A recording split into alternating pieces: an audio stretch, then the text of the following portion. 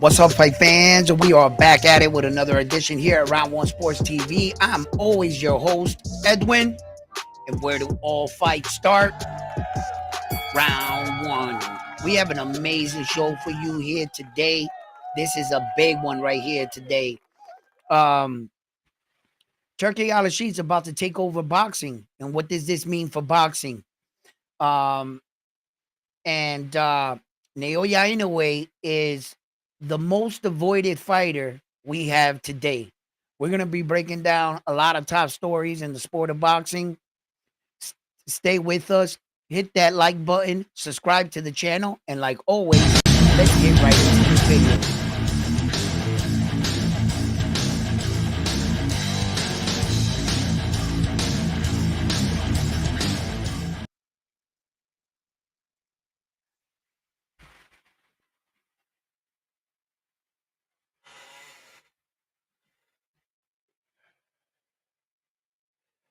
So what's up, guys? Man, this is bad news. This is bad news right here. It's good news and it's bad news at the same exact time. As you guys start joining in and joining the live stream, let me know that you're in the building. Give me a thumbs up and that you can hear me loud and clear. Look, this is a problem. This is a problem. We had Turki Alalshikh come into the sport of boxing, and he tried to work with everybody that would work with him to see the type of vision he had for the sport. And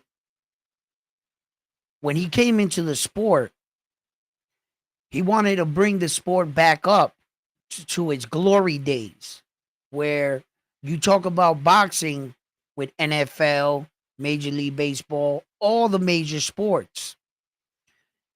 And some players in the game decided to push back because they wanted to keep their position or their power in the sport of boxing, and they liked it the way things were. Some people don't like change. Turki Alalshikh came into the game and he had a lot to offer and he wanted change. So people push back, such as the PBC fighters have spoken up against Turki Alalshikh and some of the things that he's doing. I've even commented on certain things, but all in all, I think he's very good for the sport of boxing. And when he came into the sport of boxing, he tried to work with everybody. What happened? You guys and everybody and the powers that be in the sport of boxing that have real power pushed him back. They kept pushing against Turki until you guys finally took him out the game. Now, when I say took him out the game, you didn't take him out of boxing or to the fact that he wanted to change the sport, because he's still in it. But this is where we're at now. Turki Alalshikh just hired Dana White, the UFC CEO, and he hired him to run a boxing league called TKO. That Ringside Magazine, Turki Alalshikh, in fact, owns, is going to launch his own boxing competition. What does this mean? It means that the alphabet titles will not be involved in his boxing league. That means he just stepped away from boxing, but he's about to create his own boxing league, where that the WBC, the IBF, the WBA, and the WBO will soon be a thing of the past. He's going to make it where that his belt is the king of boxing. And how do you think he can pull this off? You say? He'll never be able to beat boxing, right? Wrong. You see, the thing is, Turkey doesn't need these fighters of today to sign up with him. No, he doesn't. He's playing the long game. And Turkey's here to stay. He's got enough money to outlast all of you. And I'm going to tell you right now, what makes a boxing world title so prestigious? I'll tell you, the men and women that wear them. And if Turki Alalshikh can start catching these young kids now, fresh out the gate, the Abdullah Masons, the Camille Moultons of the world, and put them in his league, and they become dominant champions in their league, and the people favor his league because of the fast turnaround rate it's going to have, and the best continuously fighting the best. Fighters moving up in ranking and being offered fights. There won't be 1,000 promotion companies. No, it'll be just like the UFC. And if you think that Dana White can't take TKO boxing and make it number one, what'd he do for the UFC?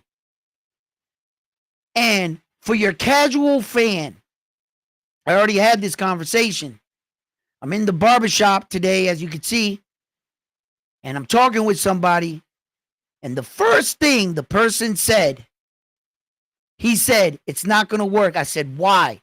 He said, because Dana White doesn't pay his fighters. And I had to stop, turn around, and look at him. And I said, out of everything I said to you, the one thing you said was Dana White doesn't pay his fighters. I said, do you even have a thought process? Before you think something, you just think of the first thing and you blur it out? And he looked at me kind of offended. And I said, you know why? Because you never even bother to think things through. Meaning, Dana White is being hired as the CEO. I didn't see Dana White hiring Turki Alalshikh. I saw Turki Alalshikh hiring Dana White, meaning that's not Dana White's money. Dana White don't got to worry about paying these boxers because the person that's paying them is Turki Alalshikh.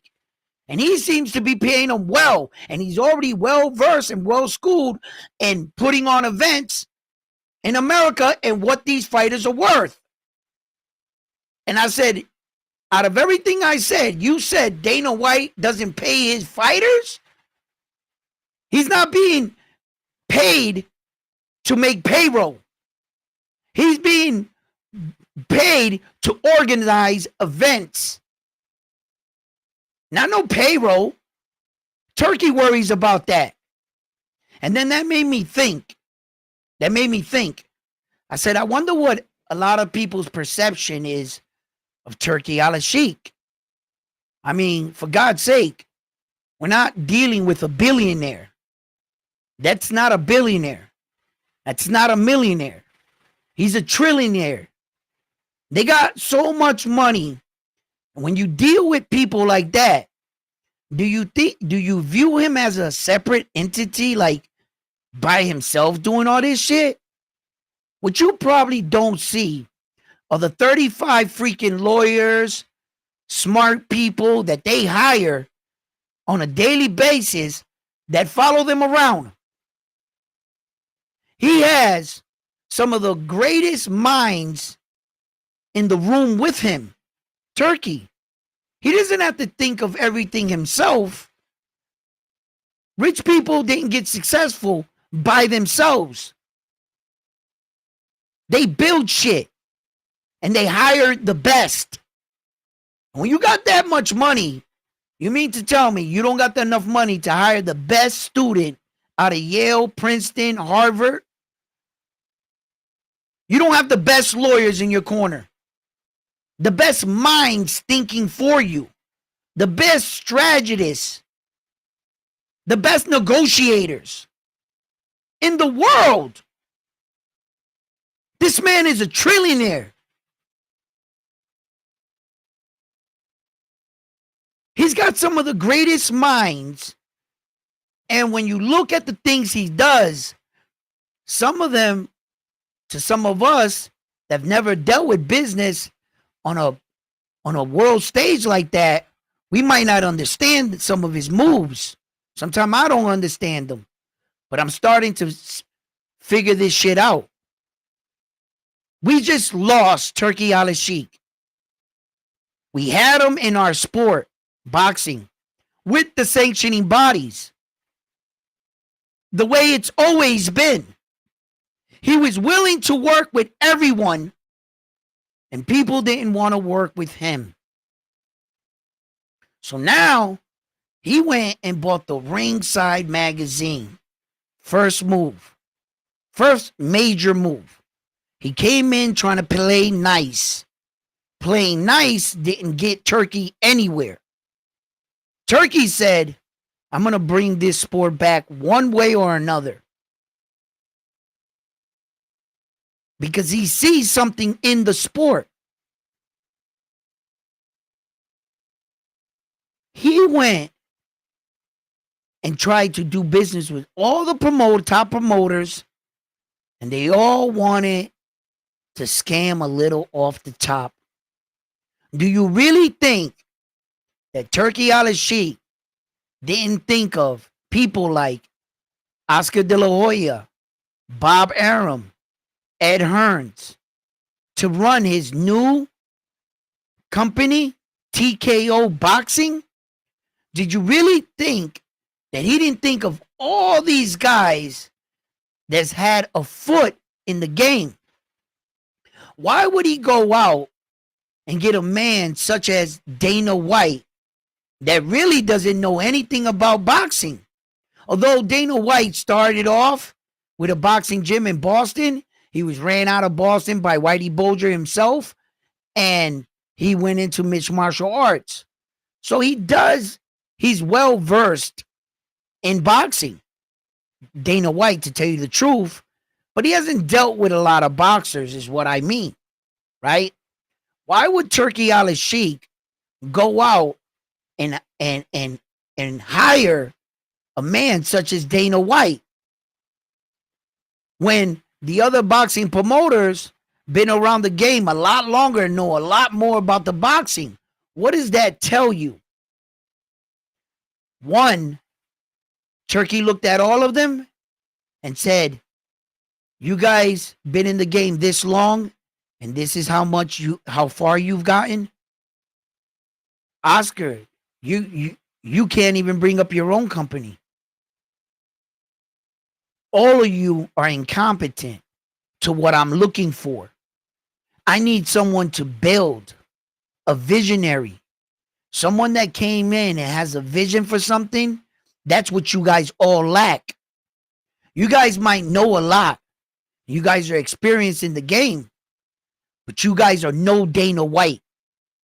Dana White took that UFC shit, and within a short few years, he had that promotion with ESPN, Fox. It was just going. He knows how to build. He knows how to manage. He knows how to put shit together. He knows how to get it done. And he doesn't sit on his ass and just make phone calls. Dana White is in the mix. And that's something you can't buy. So I see why he hired the aid of a man like that. He knows how to build shit. These guys have been in the game and they just play the game the way they're told. They just sharks swimming in a circle. Al Heyman, Oscar De La Hoya, Bob Arum, Queensberry, they're all just sharks swimming in the same circle. That's it. And they haven't really taken boxing and elevated it in any way. Neither has the PBC. So none of them, for as long as they've been in boxing, have ever figured out what the problem is with boxing. They were just one corrupt person after the next. And they all just wanted to line their pockets with the next dollar rather than seeing the future of the sport. It didn't seem like any of these boxing promoters, sanctioning bodies, really cared about the future of boxing. They always seemed to be just what's the next fight? What's the next time I can line my pocket with a few extra dollars? And Turki Alalshikh saw that. Hiring Dana White should be, in my opinion, one of the biggest tales of all of this. It goes to show you that all these guys that have been here this entire time, Turkey's about to leave them exactly where they are. He's about to take over. And in his sport, it's based off like a bracket system. The way they're going to do it is, you know, the next man up fight the next guy, and the next guy in position will compete for a world title, and the very next man up, there's going to be there's going to be weight divisions, but there's only going to be one belt in every weight division. Then Turki Alalshikh, it's going to work for a little while. That one belt shit, it's going to work for a little while until the sport starts to get bigger. Once in a few years, that boxing TKO starts to surpass boxing, and boxing starts to take a hit, where that they're going to put their title up against all four belts and pro boxing with the organizations sanctioning fees. In their organization, you don't pay sanctioning fees to the belts. So all the young men and women that are going to be coming up, little by little, they're going to start to migrate over there. And pretty soon, you're just going to have one champion in every division, and they're going to be forces to be reckoned with. What makes a world champion or a belt so prestigious? The men and women that wear them. And the champion, how dominant he is as a champion. If he was to get champions like Naoya inoue type guys, and the people are going to say, nah, Turkey's fighters are way better than the boxers they got fighting for these alphabet belts. And when that day happens, what's going to end up happening is what's going to have to happen. It happens in all combat sports. Remember when the UFC was at it coming up, and you had Bellator, and you had, what was it, the WCW, whatever it was. Uriah Faber was a champion there, right? What happened?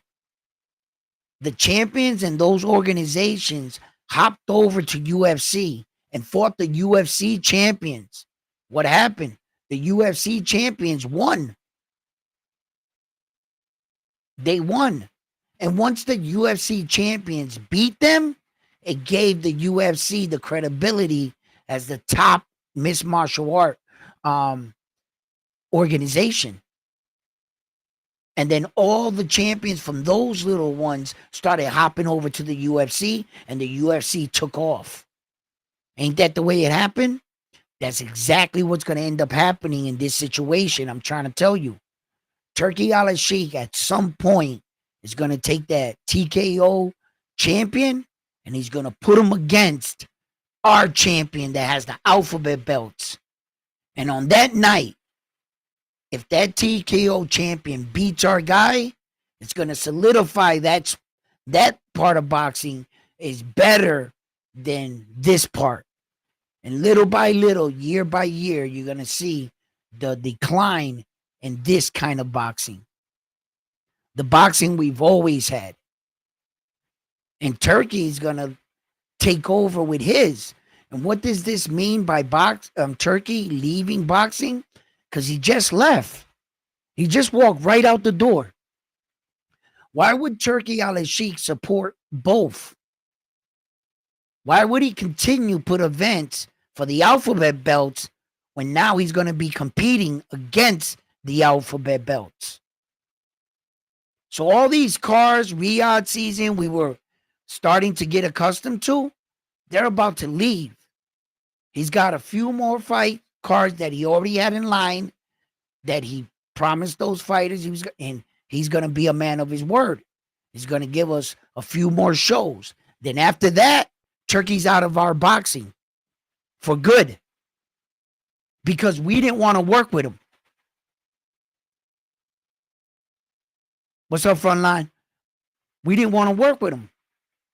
So now he left and he's going to build his own boxing entity. And he's going to put all his time, resources, and money into what he's building. Turki Alalshikh just left our sport. And although he's promoting another brand of boxing, and he's trying to, he's just going to reinvent the wheel, so to speak. That's exactly what Turkey's doing because we couldn't get it together. Boxing's so corrupt and there's so many hands inside of the pot that nobody wants to give away their little power. And Turkey saw he couldn't control it. It was too far gone. They have gone too far in boxing. And not one person or the powers that be in boxing, out of all the 1,000 entities in boxing, I really believe this, none of them gave two shits about the sport of boxing. Not one of them. All they did was take from boxing. They put events, how much they can profit. They never asked themselves the future of boxing and to protect all the men and women that are in the sport, to make sure that their sport is elevated and they have a world stage to fight on tomorrow.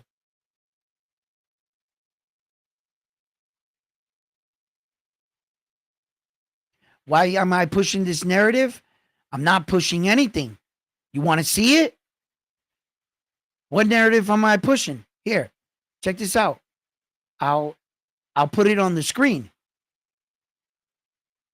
If you think I'm pushing a narrative, okay, fine. Here, hold on. I'm going to do two things for you. First, I'm going to drop the link in the chat, right? And then second, I'm going to put up the official report. What was it under? It was under here. Bam, right here. Here you go. What narrative am I putting out? Why am I pushing what narrative? What, this? That's published? You mean this right here?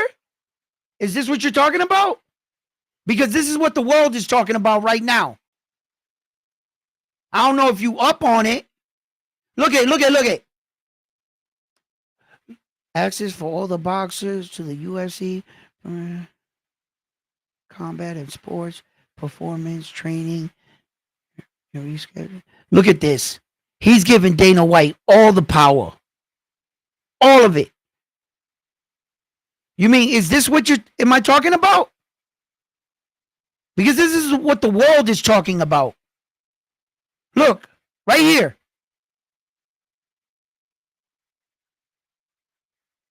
My man, here we go.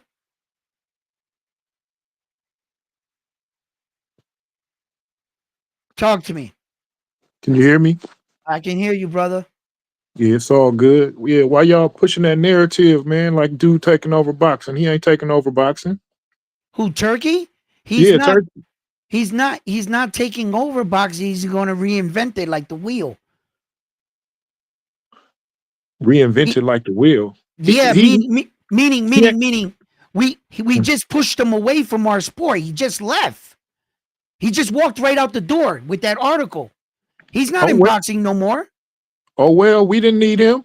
What we need him for? Boxing been here all these years without him. Why y'all act like we need dude? Okay, Dude just popped up out of nowhere, throwing hundreds of millions of dollars around that ain't even his. That's the state's money. You know what I mean? So y'all saying that we should feel like we need dude? We don't need him. Boxing been here and it's gonna be here. You know what I'm okay, saying? all And right, matter of Leaky. fact, they ain't even making no money. They losing money. They losing hundreds of millions of dollars, bro. So Okay, how can we expect somebody who come pushing a business model losing hundreds of millions of dollars with the quote unquote so-called top athletes losing hundreds of millions of dollars, and we talking like we need them and they gonna take over boxing? Come on, man. Y'all can I gotta answer it? stop pushing that narrative, Okay, bro. okay, brother. Okay, stay with me. I validate your opinion, and I respect it, and I gave you a platform to share it. So we're gonna go back and forth like gentlemen, and we'll discuss this. We'll talk this out like men. Okay. Now he came into the sport of boxing, and you're right. He lost a lot of money. When you usually typically coming into a new investment, you'll typically do that because you're not caring about making a dollar today. What you're doing is making an impression. So you're overspending. That's just business 101. That's when you go to the new restaurant and they give you all the big meals, and then when it's there for 6 months, the plates are smaller. They already got you coming in.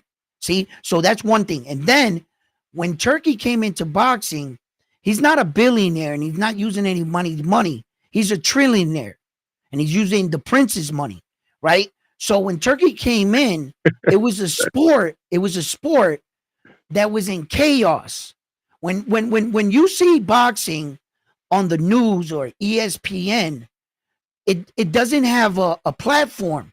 They talk about football, baseball, and then they slide in a headline with boxing, and then they go right into golf and tennis.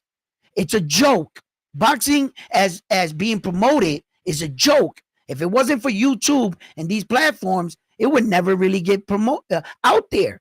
So But what but happened? Turkey, wait, brother. Turkey comes in. He tries to work with everybody. Everybody doesn't want to work with him. Why? Because boxing's so corrupt that a lot of people have been here for 50 years. They don't want to give up their position. And I don't blame them. I don't blame them. A lot of people don't like change. And I get it. Right? And why should I give up my position in boxing when my father's grandfather, we've had this office for that long? Here comes Turkey throwing around money. He think he's doing something. Boxing's been here forever. I get it, right? when you But when you so say wait, give up, when you say people give up their position, what are you talking about? okay, check it out. If you're a boxing promoter like Al Heyman or Ed Hearn or Bob Arum, and this Turkey guy comes in and goes, I want to control it all, you lose your power because now he's trying to take over boxing. So how the fuck if the top rank been here for over 60 years and you're gonna try to come in the sport and tell me what to do? He It's not can't gonna work. control it all. They got boxers under contracts. They got Right. contractual agreements. Okay. Can't nobody control all or nothing, bro. It's a Right. free economy. It's a free world. So what you're Right. saying don't make no sense. No, it does. Let me get there. Let me get there. So Turkey saw exactly what you just said. He came into boxing, threw a bunch of money at it, stepped back, and said, you can't control this shit. It's too far gone. And when you see Turkey, don't view him as like a single entity. I mean, this guy's a trillionaire. He's got like some of the smartest people from Yale, Harvard, Princeton in the room because he got the money to pay him. So they do all his thinking for him. So when you see some of these business moves, you scratch your head. You might not understand them, but in the long run, they'll pay off. So check it out. He saw he couldn't control boxing, and you are 100% right. So what did he just do? He went, first move, he bought the Ringside magazine. He bought himself a prestigious belt. That second move, he walked away from boxing and he's starting his own boxing entity. It's called TKO Boxing. And he went out and hired Dana White as the CEO. And in their boxing that they're going to start promoting, is only one belt in the division, and everybody moves up the line, and the best fight the best. That's what he's doing. He's no longer in boxing as of today. He is now in competition with boxing, with his boxing organization. He's going to put up what he's making against the alphabet belt. Go, brother. What do you mean go? It's nothing to go. You know I what I mean? It's just people trying to infiltrate boxing, our sport, and throw all this money at it and blow it. And the only way they gonna survive if they pay more than what's being paid already. But the sport is already struggling in the first place. So you got another guy coming in here gonna pay twice, three times as much as what cats already paying that ain't even making no money. Because only the stars is making money. I mean, it's just a flawed business model. But I okay, mean, but if now you people, got what you want. You hey, got what you want. if people want to blow their money, that's cool. But Cool. they ain't taking over boxing. Okay, You but just you got what you want. But you got what you want now. Check this out. that, If you that don't think that Turkey helped any of these guys by either overpricing them or overpaying them or making Riyadh Seasons cards, you don't have to worry about that anymore, brother. I'm telling you, there will be no more Riyadh season. There will be no more fight cards for $25. You can pay $89 to watch St. David's if you want. Okay, there's none of that because now Turkey is not going to support both brands. He's going to finish off the cards that he gave us, right? And people like you're going to get exactly what you want. They're going to give you boxing the way it was right back to you. And all the Oscar de la Hoyas and the PBCs, that all they did are bloodsuckers. They take and line up their pockets with the next dollar, and they never give the sport of boxing a dollar back. They hey never, bro, hey we bro, never, you a sellout, bro. You how? selling out boxing. You How? pushing have you ever met Oscar? No. Well, why you calling them blood suckers and talking? Why you talking about our people, bro, who represent American boxing, dude? Tell me People now, one moment. Tell me one moment that any boxing promoter ever went beyond just making a fight and lining up their pockets with a dollar and actually took time to make a commercial, a promotional, or a boxing network channel that stood with boxing the entire time to make sure it never died. Tell when have me you did someone that loved it. when have you did it? You I'm sit doing it here, now. you I'm just doing it throw right now. you throw the only thing you doing is throwing boxing under the bus, What are you dude. talking about? I watch you come on this channel and you dog boxing, you just dog all our promoters. I listen to you dog our famous fighters and just say all kind of stories. You bring Really? other people from other countries on here on your Elaborate panel with me. and you Elaborate talk with me. about oh American fighters ain't no good and foreign fighters are better. I listen to you, dude, and I go, man, why you selling us out, bro? Then you Okay. come on here and go, oh, it's about America. It's about America. Then you get on here and go, oh, American fighters don't want to get hit in the face. All American boxing is going to get taken over. Man, stop pushing that narrative. Okay. We Okay. love boxing. Boxing in Okay. America is going to be here forever. We got some of the top selling stars in the game. They come over here trying to buy them out and make them sell out. But thank the Lord for brothers like Tank and all our good boxers who selling out arenas, who profitable, who feeding families, and boxing will never die. And I'm standing by American boxing I forever. We ain't I selling out. We I, ain't I, selling out. I get it. I get it. You But since calling I'm not people blood? hired, You calling I'm not people blood hired. suckers? Hold on, brother. I let you talk. I'm not hired by anybody, so I can't sell out anyone. Meaning that I don't owe ties to no one. The only promise I have is to boxing itself. I'm not an individual fan. I don't support you because you just come from America or you're just black or white. I support you because you're the greatest fighter on the planet. We might have two different views of how we view boxing. I watch it because I ask myself, are you him? And I'm looking for that guy. But besides Superman, the man that did it the best, and that's my search, that's my quest. I don't view boxing as a biased standpoint. And just because I'm an American, I got to fucking turn every story into our favor. No, maybe if I speak up enough, it'll light fire under our eyes and our boys will get out there and start kicking ass. When our only champion, our highest champion, is at 154 pounds. How sad is that? We haven't held a heavyweight championship since Deontay Wilder. And then Americans want to beat their chest like we doing something. We're little. We little. And there then you go. live, There you go again. You can live in There this. you go again, dude. That's right. There you go That's again. right. That's right. Who's bigger? Who's bigger than us? Who? Japan right now. How are they bigger than us? They got more belts. Who cares? It's a free country, dude. It's not even. No. You can't get away with that. No, you can't get away with that. You can't get away with that. We're competing. It's competition. Are they better than us in basketball? Are they better than us in? Are they better than us in basketball? No. We can't go. Are they better than us? Are they better than us in soccer? Are they better than us in tennis? Are they better than us? They're not better than, dude. It's a free country. It's a free world. You're making it like us versus them, dude. No, you're doing that. Step back. You're doing that. When you go American boxing sucks and your blood suckers and all this stuff, you did that. I'm standing by America. I'm standing with American boxing. I can be critical to someone without being judgmental or talking shit. I've never talked shit. Being critical. Calling people blood suckers and saying that they only lined their pockets after all of the work Oscar did. He was one of the, he done gave boxing some of his greatest moments. He was one of the greatest champions. His company, Golden Boy, then put out some of the most famous boxers to the sport, and you got the nerve. He did. And you got the nerve to sit here and call people. You can feel how you want to feel. Golden Boy wasn't run by Oscar. It was run by Richard. But calling people blood suckers and all these weird names. What did he ever give back to the sport? Have you ever met him? No, I don't need to meet him. Why so hasn't Oscar De La Hoya fixed the sport? So is it fair for me to judge you and I've never met you? You're doing it now. I'm asking you a question. Is it fair for me to judge you? And I'm answering it. Is it fair for me to judge you and I've never met you? You're doing it right now, brother.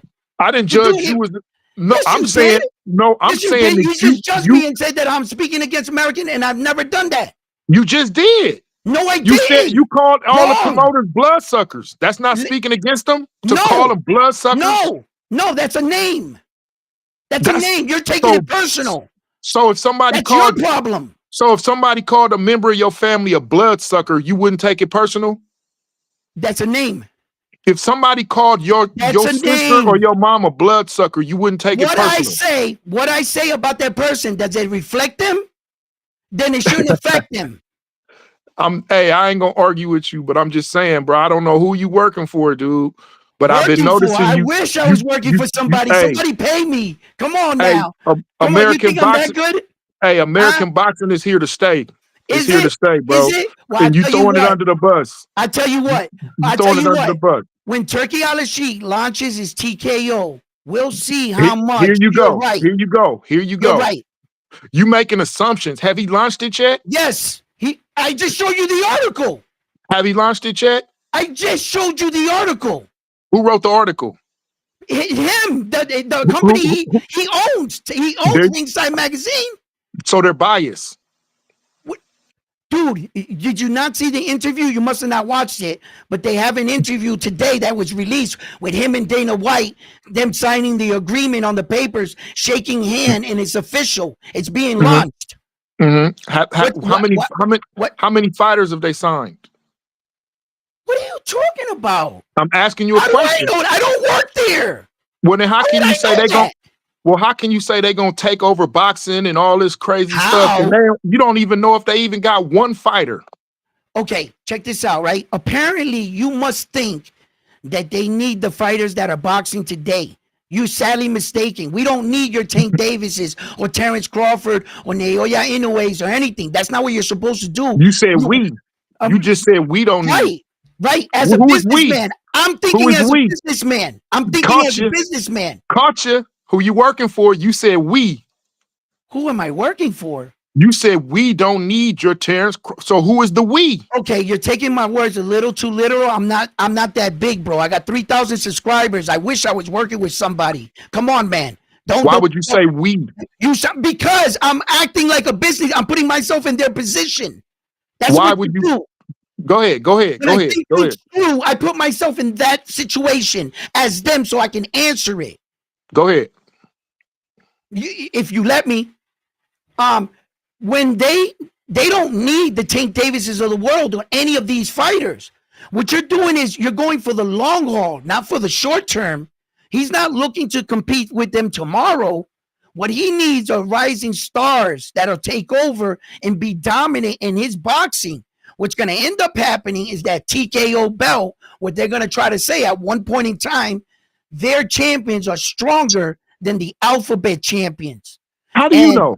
I don't, but let me finish. Well, then you And talking like you know. the only thing I do know, the only thing that validates these belts are the men and women that wear them. The only thing that makes a WBA good or the WBC, when Floyd Mayweather wore it, that's what made that belt so good. It's who you got in your organization. So if they get some kids 5, 6 years from now, start building up, and you're seeing for your own eyes that their fighters are more electrifying, better. And then what's going to happen? The same thing that happens all the time that we saw it in the UFC when Dana White went up against Bellator.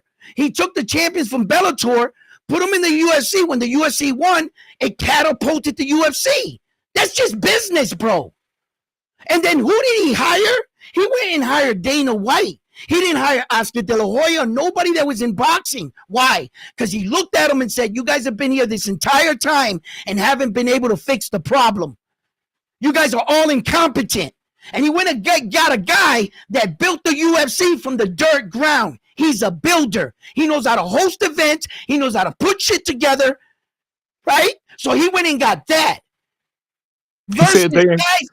guys that were in the fucking boxing that So you heard him call Oscar incompetent?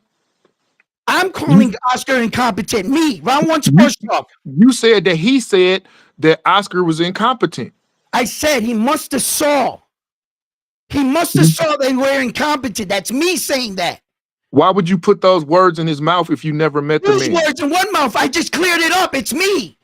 You said that he must. You said that he saw that Oscar was incompetent. Yo, listen. You're like. That's not fair, bro. You fan. never met these. You never met You're these like people. Tank Davis fan. You know how those Tank Davis fans, they're fucking crazy. Tank ain't got nothing to do with this. Just try to like switch There things you around. go. You sound like one of those dudes. Throwing American boxing under the bus. Are you Tank a ain't got fan? nothing Yes to do or with no? this. He ain't got nothing to do with this. Can you answer the damn question? He ain't got nothing to do with this. Yes or no? He ain't got nothing to do with this. You Yes changing or the no? subject. We Yes or talking no? about you Just throwing like you. American boxing under the bus. American boxing? How am I throwing American boxing when all I got behind me is American boxing, dumbass? That's my question. Why are you saying this stuff? Bro, it's Calling not me people saying it. It's me calling warning the people what's going on, and you guys finally got your wish. Turkey is out of our boxing. He's no longer going to deal with the alphabet organization. You got your wish. We couldn't work with a guy with a billionaire, man. We had him in our pocket. We was hosting events, man. Shit could have been gravy. Our fighters could have been getting paid. But people like you that don't like change and that they come up and fight against these kind of people, right? When we could have all been making money. You're just selfish. You're just you said we could have all been making money. That's your goal. You sold out. You trying to get on the payroll. And it sounds like it. I'm talking about it sounds like it. It sounds like it, bro. You are conspiracy theories, bro. You are. You're one of those guys that sit at home and you talking about people you never met, dude, and you putting words in their mouth. You creating situations talking about, we're gonna take over boxing. My man, go. You can go home and they're gonna take over. They ain't taking over nothing, bro. They ain't taking over nothing. They left. I just told you that. You don't seem to understand. They ain't taking over nothing. They ain't taking over nothing. Boxing And they're Our making their boxing, own boxing. we grew up on boxing without them No people. shit. And boxing has been here and it's gonna be here. And it Salute, ain't getting no better. It ain't got salute, no better. salute to all the OGs. And the show ain't getting better with people in each other's corner telling them to score and giving their fighters draws when Oh, it it's wasn't getting better when you earned. can take a knee and Now, say that you got grease in your eyes rather than our now, greats fighting it through now, it like Tim Tszyu with blood in his eyes. He didn't wipe it now. off, but your man got to get grease in his eyes and bitch up I and don't run to got the no corner. man. I Come don't on, got no man. man. Be a Tank Davis fan. Get out of here. You crazy. Look at this letter, my man. Look at the letter. Stay right there. This is Turkey's doing. How is this me? I'm stirring thing up or pushing a narrative. Can you read, brother? I'm gonna bring you back up. Can you read? This is his company. This is not me. This is me advising the boxing world that he is now left boxing and is going to start his own boxing organization. That's what's going on here, brother. This is not my doing. How am I putting shit down when this is what's happening? You need to come to reality, my man. Who the hell is putting down boxing?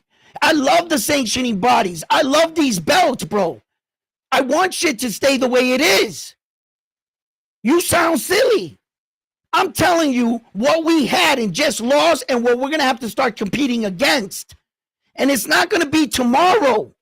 It's not like we're going to compete against their champions in the next 2 or 3 years. They're a company that's going to start building. They're soon going to take over, man. Because the organization is in sanctioning bodies. You know what they don't have? Unity.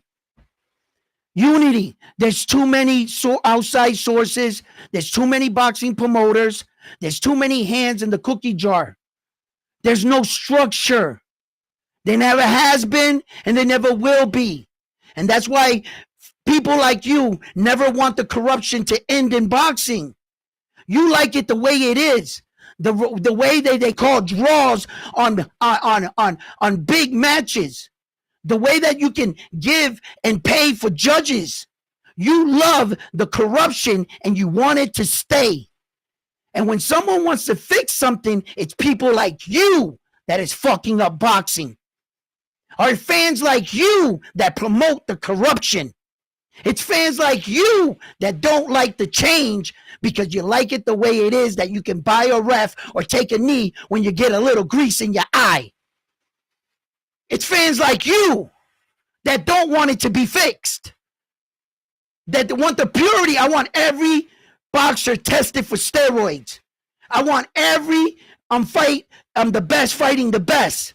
I want the next man in line that deserved the ranking shot to get his opportunity.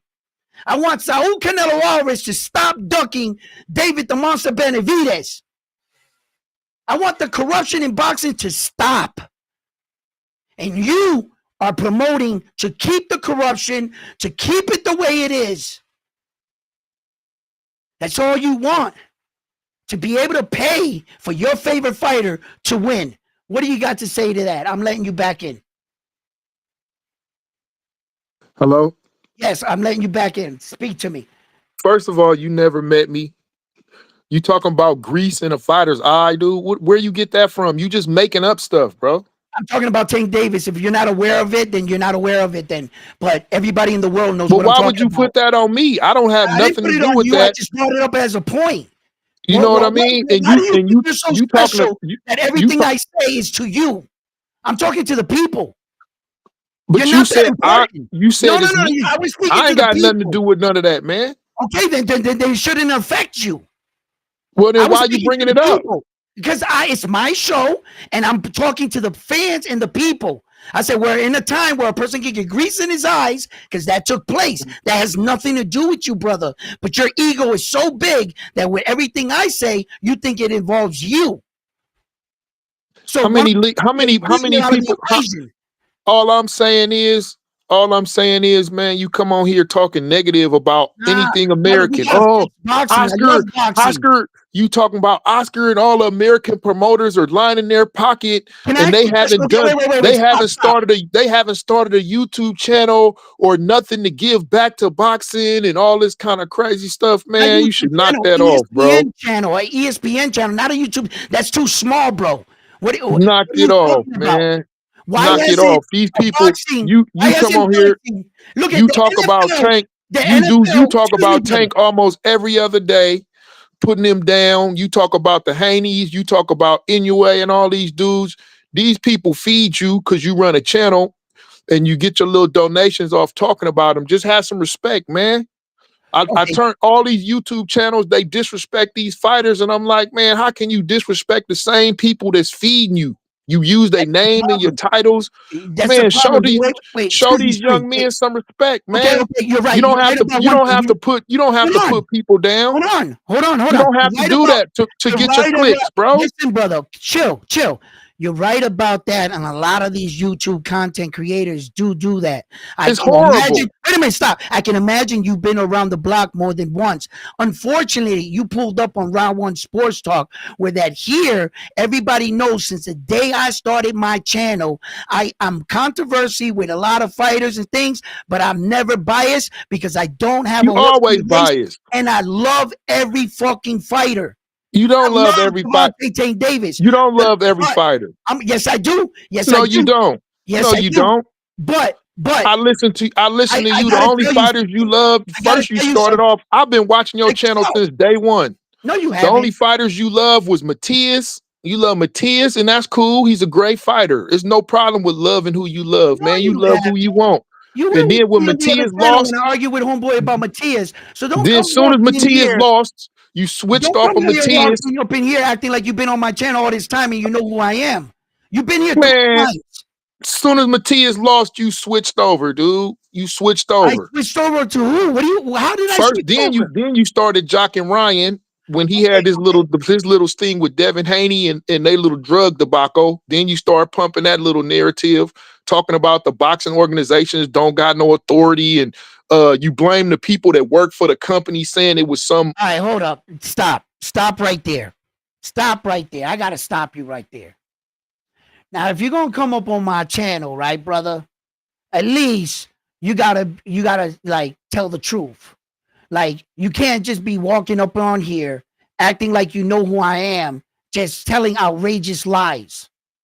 Like that's not cool at all. Like I'm not. I wouldn't go for that. You know what I'm saying? Hold on a second. I gotta put myself here. Hold on. I'm gonna take this off. I wanted to show you one more thing, but I can't get it to pop up right now. I had an article I wanted to show you, right? Okay. Um, hold on.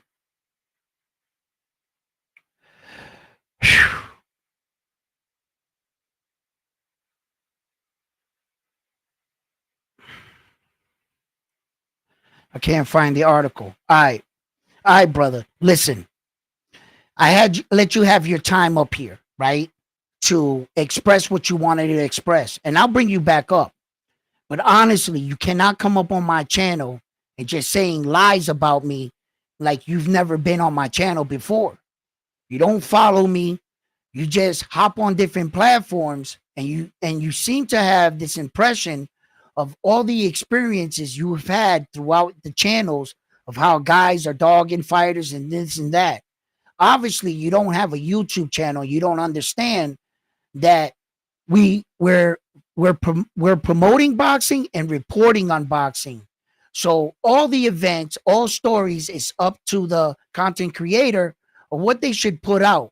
And unfortunately, in the small world you live in, you think that being nice and always enabling the athlete's behavior that we should be kissing their ass and that's going to create correct boxing. All that kissing these athletes' ass is what got Errol Spence Jr. to get his car flipped. No one calling him out on his shit. Everybody being a yes man. Everybody just saying yes. Yes, champ, just throw the jab. That's why Deontay Wilder never got any better. And it's messed up for me because what? I'm critical to these fighters and I call them out on their situations because you might not have the balls to, because you want to be a yes man. You want to work no matter what the American fighter does. Let's enable his behavior and let's just sweep it under the rug. But when you got real men like myself that speak up against some of these things in boxing and what some of these fighters are actually doing, we're wrong for speaking up against their bullshit. Maybe if someone would have really pulled Tank Davis to the side and told him, Tank, you're getting out of control. Maybe he wouldn't have crashed his Lambo into that car and left the pregnant woman stuck in the car. You remember the report, what she said in court? I looked back at Tank Davis and I called for him. He looked at me and ran. That's why she didn't take the money in court and she was the last person that made him get a jail sentence.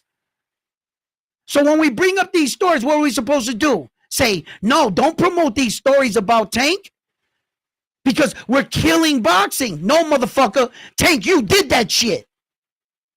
We cannot keep enabling this behavior. And we cannot keep enabling the corruption in boxing. It has gotten no better. Boxing, the truth about it, it hasn't been in the past 25 years. Boxing is not reported on any major sporting network under golf. We are not above golf. We never have been, and we have. I can't remember the last time we were above golf. Maybe when Mike Tyson's era, he was kicking up with Floyd. They were carrying the torch. After that, corruption just took over. I can't allow that. I can't allow that. These fighters can't keep doing this bullshit to us. Now this man's opening up boxing and we pushed him out of the sport. Congratulations. One of the biggest donors that was putting the most money wasn't even flipping a dime, not even a fucking penny out of any of his events. And he was giving them to us, and that's wrong.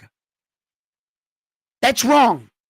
It's wrong that Turkey did what he did for boxing. So much, in fact, he wiped his hands with it. He walked away. He is no longer with us. He's going to build his own sport, and let's see where that goes. I'm going to tell you right now, I think Turkey got enough money to outlast us. Because there's not one person in boxing that controls it. It's not like Bob Arum runs boxing. Neither does Oscar De La Hoya. Neither does the PBC. Neither does Queensbridge. No one does. And what Turkey wants is control, structure, organized sports. It's such the wild, wild west. They don't even, the networks don't even promote us. If it wasn't for us, content creators, where would boxing be right now? Good publicity, bad publicity, it's all publicity.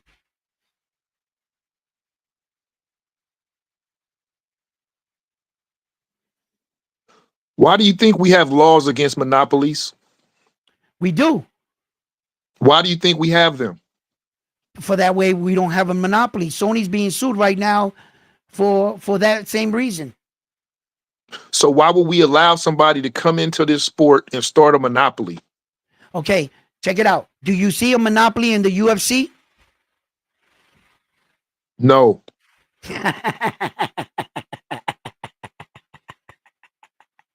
So you saying it's only one martial arts league? Is that what you're saying? Dana White owns them all, if you didn't know that. How many of them is it? He probably owns 13 of them. How many don't he own? Don't he own? Anybody that even gets a remote line, he buys them out immediately. That's his MO. He's been accused of having a monopoly. He bought out Bellator. He bought out all the top players, and that way they don't compete against them. He did, for real. And then he got There's only one real promoter in UFC. You got to go. Everything got to go through him. It's a huge monopoly. Why do we have laws against monopolies? So that one man can't control everything. Thank you. That's right. Now, check this out. There has never been a man that controls one sport. I don't know where you're using your comparison in, but I gave you the best one, and I threw you a. Thank you. I, I, threw, There's I never threw been you a man that controls one right. everything. Thank Exactly. you. That's So right. so Never. nobody's Wait. taking over nothing. Okay, check this out. Nobody's taking over nothing. Okay, Everybody got their own piece of the sport. They got their own sign fighters that they promote and that they put out to the public, and that's the way it's gonna be. all right, But I cool. don't know why y'all pushing this narrative. Somebody gonna How do you take keep saying over that this word? Does and it make take you over feel this, and important? nobody's taking over nothing. Okay, check it out. Check it out. No one has ever come into any sport and done it by themselves. You need staff, you need participants, you need other people competing against other people. So it will never be a single entity. So Thank you. Thank I you. don't know how you view this. So there's never been a sport like that. When Turkey comes out here and builds his own thing, he'll never do that by himself neither, because he'll need all the fighters, all the promoters, and everybody else. And actually, he doesn't ever lift a finger. Just like when you said Golden Boy, he never built, and the world knows that. Richard did. The guy that he hired, the CEO, he built Golden Boy. Now, How do you know? Are you in their because office?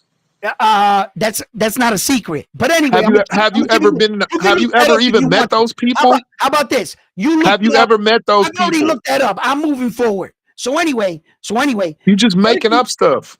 Turkey, yeah, all right. You never even met these people.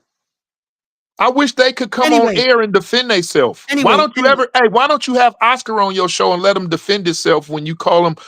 You say he's selfish, and you say if I could, I'll you listen, say he didn't build brother. his company, and you Apparently, you say don't he know didn't that do much nothing about for boxing. boxing. Apparently, you Huh? don't know enough about boxing, and you don't watch enough about boxing, because I've been watching boxing my whole life. I should just put up the video that Oscar himself, when he had the banquet and gave him all the credit for doing all the fucking work, and the entire world knows that. But you. Anyway, Pull it up. I'm moving on. Pull Listen, it up. Pull it Turkey, up. I don't got like the fucking typing skills and the patience to look it up. I wish I could. I wish I was I like wish you could too. Go on. Next. illiterate that can do Go that. on. You know what I'm Next. saying? Next. Next. Check this out. Don't worry. I'll do it myself. Next. When Turkey buys this thing, what the fuck told you that he was gonna take over? Like, you're making it like just him. No man. You said that. You said that. The name TKO. I said that. Yes. You said they're going to take over, and the belts that we have now are going to be irrelevant, and that's not true. And they will. That's not true. That's not. You don't know. You don't know. You don't have a crystal ball. Oh, crystal ball. Will they take over in 10 years? The crystal ball said yes, and I do have one. You don't have a you don't know the future. I just busted out the crystal ball for you. You never even met these people. So what, have you? No. Anyway, hey, troll, listen, I've entertained you long I'm not enough, a troll. right? I'm not a troll. Because apparently you're not well schooled. Just because my opinion is different than yours, that means I'm a troll? No, it's not an opinion. Because everything you said is like based off your feelings. Everything I said were facts. Everything you said is based off of an assumption. No, it's not. You said that they're going to take over the boxing, and that we should be sorry because we kicked them out. Then you start calling Oscar and them out their name, saying that they selfish and took everything from boxing and didn't put nothing back into it. And what did I say wrong? That's not true. It's not? That's not true. Hey, check it out. They coming over here to get his fighters.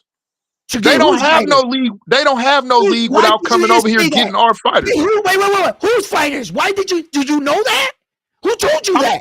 I'm looking at it with my own eyes. You ain't looking at it with your own eyes. You don't know that. You ain't seen no Golden Boy fighters on this card? You don't know that.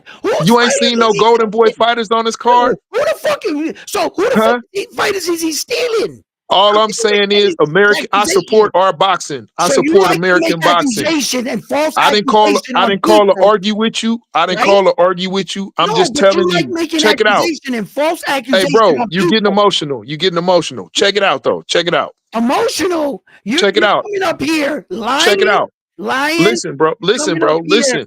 Listen, spreading bro. false narratives, Listen, and bro. coming up Go. here I know you saying trying to. false I know. narrative I know your little content. tactics. Come People on, smarter. man. People smart, bro. They not Come falling on, for your man. little tactics. Your What little tactic? smear tactics. What Check this tactic? out. This all I'm gonna say, dude. I'm not trying to cause no problems, bro. Check this out.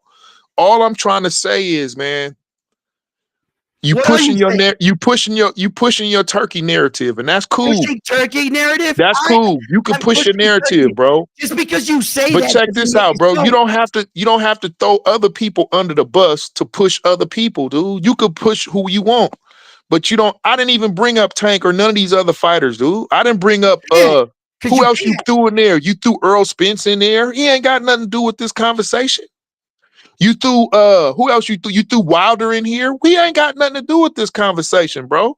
Yes, So he why does. would you bring them into the They're conversation and boxers. then throw them They're under the bus? boxers. They're part of the conversation. Them dudes are great You're fighters who real then slow. gave a Things lot to are the hot. sport. They You're are real great slow thinking. fighters who gave a lot to the sport, dude. So you Hundreds don't of them. have to throw them under the Hundreds bus. of them. There's legends right behind I me. don't know. I don't know what you got going on against us, dude, but you don't have to throw American boxers under the No, no, bus, no. man. I just keep enabling their I behavior. love I keep, American boxers. I love bro. this sport. You know And what? I'm pushing for People, American it's boxing. people like you that want the corruption to stay.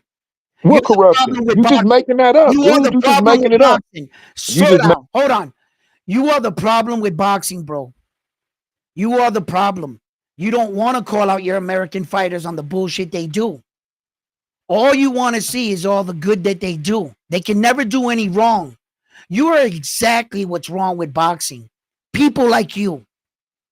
If Jamel Charlo and the Charlo twins had better people in their corner to help them going through their time, they wouldn't be out of the game.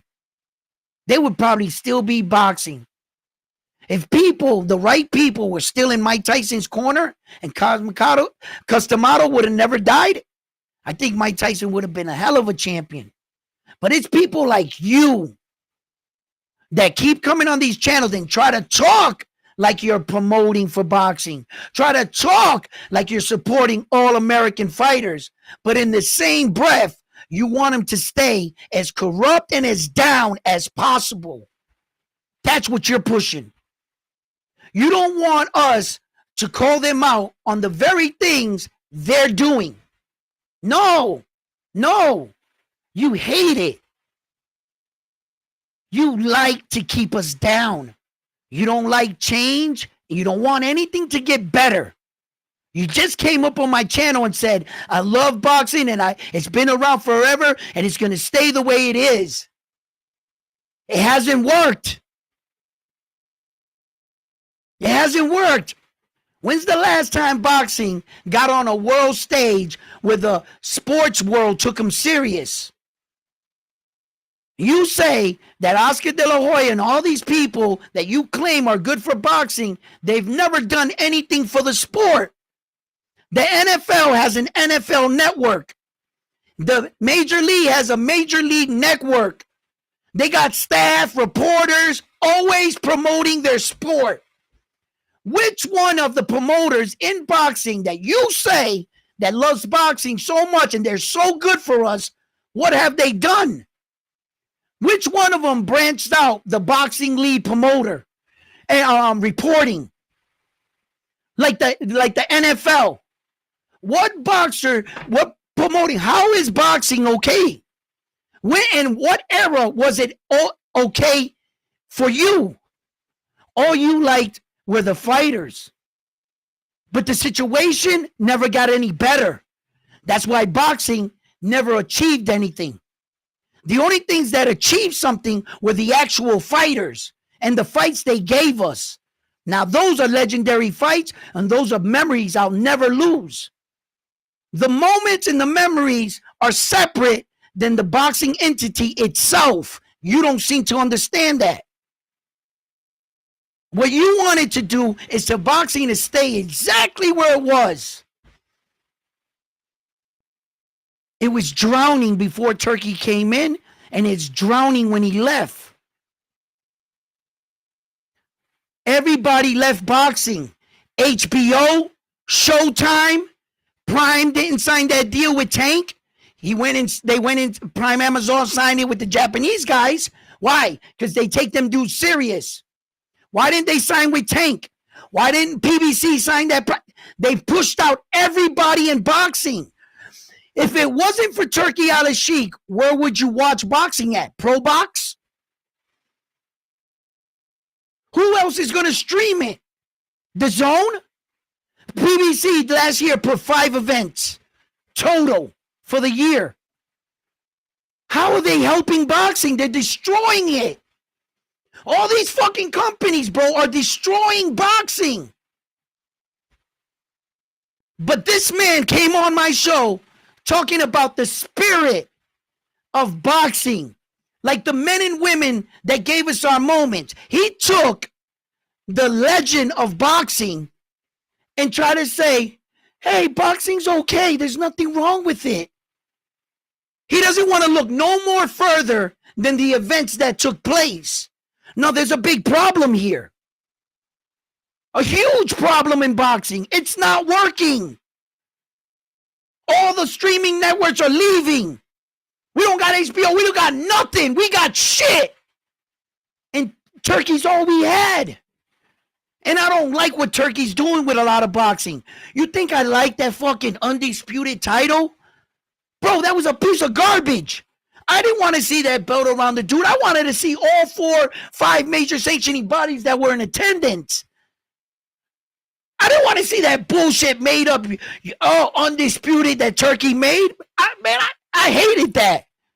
I don't like everything that Turkey's doing, but I like some things that he's doing. Today he announced he's going to start his own boxing. I don't think it's going to take off tomorrow and that our boxing is going to leave tomorrow. No, it's a process. And I would hope that everybody would understand how business goes. Where the fuck is Turkey going to get 10,000 fighters from to start a league? It's not going to start like next week. But if somebody ever came in here like this guy and all of a sudden assume that what is Turkey going to do? Take our guys and go over there? What? He ain't going to take 10,000 guys from boxing, bro. In order for you to start, you got to have all the divisions. Where are you going to get all these men from? This is going to be a process. This is a long time. It's going to take a while. I don't know if it never dawned on me in the conversation I was having with the dude. And I'm thinking, maybe he might think that I'm thinking like he's going to take this over next fucking week or in a year. Like it's going to kick off, but that shit's going to take some time. But there's going to come a point in time where that organization, TKO, is going to come up against the Alphabet Boys. And they're going to try to host an event to see whose champion's better. And on that night, if Turki Alalshikh's champion wins, what's that going to say? They got the better champions. And you know what's going to end up happening? When their cards are kicking off like clockwork, right? And we're still struggling to put a fight together. It takes us a year to get Terrence Crawford back in the ring every year. Turki Alalshikh wants to eliminate that shit. He wants you guys fighting 3 times a year, good competition, and move up. How long does it take him to put a boxing event together in America? Right? With all the sanctioning bodies. Turkey's going to be kicking out these cards like this. And I guarantee you, man, fight fans, all we want is blood. I want to see a knockout. That shit never gets old. If you're producing knockouts, blood, that's what the fuck I want to see. I don't care about your name. You can build your name later. I want to see knockouts. And Turkey's going to be pushing them cards out like nobody's business. I'm trying to tell you, man.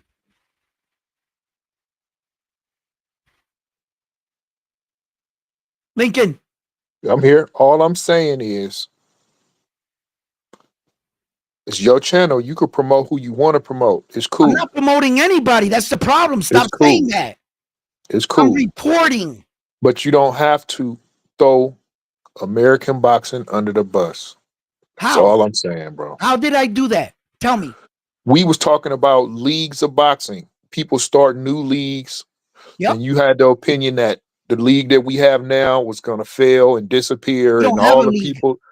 all the people, not league, but the boxing system we got now, all the promoters are grease balls, and they still in and lining their pockets and all that. That was your opinion. Okay. That's what we was talking about. Then you start bringing up separate fighters who got nothing to do with the conversation. You brought up Deontay Wilder. You brought him into it. You brought up Earl Spence, and you brought All up right, brother, Tank too. brother, I They gotta didn't stop you have real quick. nothing to do with the I gotta stop conversation. you real quick. Yes, you can't say they don't have to do with the conversation when they're involved in the sport. They're directly involved with the conversation. First of all, you trying to misdirect and try to make it like just because I mentioned a couple boxers' name in the very topic that we're talking about doesn't, it's not gonna like you. What you're trying to do is like get you to say that I was singling them out when I You wasn't did. singling anyone That's out. exactly No, what you no, did. no, no, no. I used We them. wasn't even talking about It doesn't individual matter. boxers. No, no. We're You talking brought about them up. boxing. We're talking about boxing. They're directly correlated with We was talking boxing. about boxing. No, no, Then you no, no. brought up the promoters, I could do it. and then you singled out Oscar. I singled Oscar out. Yeah, I didn't bring up Oscar name. You did. All right. And you said he was lining his pocket and never gave nothing back. Okay. Obviously, you're Did you say? playing. Did you say that? Did you say that? Absolutely, absolutely. But Okay. Well, then what's the problem? okay, because but the problem is I thought I was having a conversation with somebody that knew how to have a conversation, not looking to destroy a person in the conversation. So I see you have malice on your mind. What you're trying to do is like lure me into like talking about situations or like nitpick at a particular topic so that you can make me look like the bad guy that I'm speaking against boxing. But what you're doing is kind of corny because it's showing that you're not educated enough to keep the conversation going. What you're trying to do is like try to say, I went on a show and cooked them or something to get one thing to get the person to like be like a little bit of like thrown back by it. But that just leads me to believe that you would never had the capability of holding a conversation and keeping it moving so that we can get to point in the conversation so that the conversation isn't dead. You just making up stuff. You're not a conversationalist. You're You just just an making up arguing, stuff. you're just an angry individual. Do you That's think all. you think these people are not smart enough to see that you're just making up stuff? Listen, I'm smart enough to see that you're not talking about nothing. It's not about me making up anything. You're not talking about anything. Since you've been on my show, you haven't made a valid point. You haven't given back to boxing. You haven't shown the people what your true intentions were. You were talking all over the place, and then you've never made a valid point. You accuse me of spreading a narrative because it seems like it's in your vocabulary. You sound like one of those guys that hear a word and was like, oh shit, I might sound smart if I just keep saying that word. But you really don't have any point or any logic. You don't have any logic in base of conversation, how to hold one, how to hear the person, counter the point, and then he comes back with a rebuttal, and then you come back with yours. And then you get to an actual point at the end of the conversation. But what you want to do is try to like take something and hate and say, let me turn it around and make him sound like a hater and that he's speaking up against American fighting and that he's speaking up and putting down American fighting. That's what you want to do. You never actually had a point. You just had an agenda. I'm going to hop on the channel and I'm going to want to make him look like this. Since you've been here, all you've done is lie. You lied about being on my channel. You lied about knowing me. Because everybody that must be watching must be laughing. Because they're like, Edwin's not like that. So if you're going to walk up on my channel and all you're going to do is lie, and I'm entertaining this shit, because I'm having a great time right now, because I know you're full of shit. Because you have not held boxing at all. I'm going to let you back on. And I would like you to say, because since you're the savior of boxing, I'm going to give you your moment right now to save boxing. Tell me what you think is wrong with it, what should be corrected, and if you had it your way, what would you do to fix the situation? What do you give back to boxing? Because apparently I got a YouTube channel and I'm promoting boxing. I talk about boxing and all kinds of boxers all the time. So what is your contribution besides wanting the corruption to keep starting, wanting us to enable boxers' bad behaviors and not talk about it? What are you giving back? I would like to hear it. I want a real answer on this topic. What are you giving back to boxing?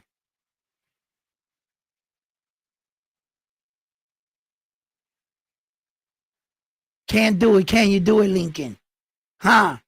You can't do it. You had to go. I knew it. I knew it.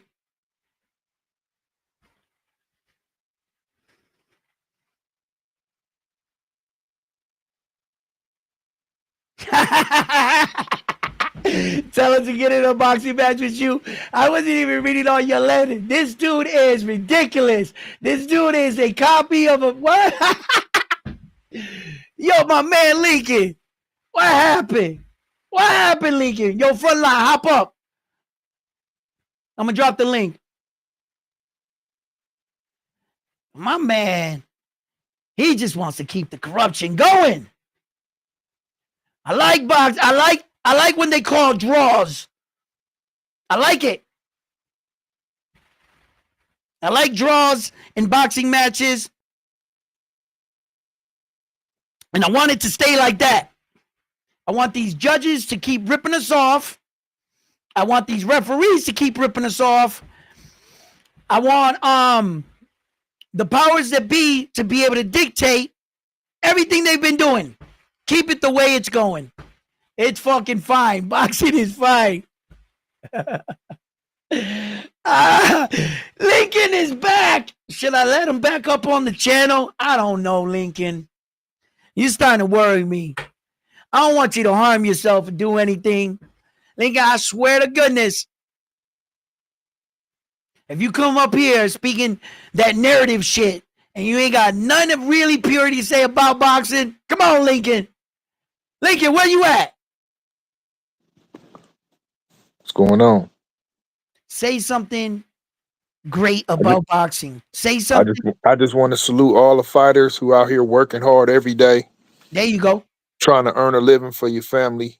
You know, I salute you. We got these media people who want to put you down and dog you out. That's right. Just keep doing your thing, man. Don't worry about these cats. Don't they let compromise. Haters put them down, Lincoln, man. I They, hate they compromise, people. man. Yo, Pushing their narrative. Boxing will never die. Our boxing will never die. I hope the boxing guys hear your voice, bro, and I hope it never dies. Our boxing will never die. I hope it never will. Say it again one more time, brother, because I'm with you on that one. I can't imagine boxing dying. You know, my father coached a world champion, and he brought a world champion to Philly. And that was a big moment in my family. You know, my father was like ranked number 6. I got golden gloves, man. I hope boxing never goes anywhere, Lincoln. I'm going to tell you right now, that'll be a sad day for me. I don't want the alphabet belts to go anywhere. And I will put these alphabet belts against Turki Alalshikh's belts. I hope our champions are way better, and I hope we crush them. Why does somebody got to crush anybody? How about good luck to him? How about he have good luck with his league, and we have our belts. We have our system. It don't have to be no monopoly. It ain't no crush nobody. Everybody got their own business and they run their business. Trophy. I don't want no participation trophy. There is no time to be nice or anything. We're competing for our sport. And which one's going to live? Fuck that. I don't want no secondary trophy.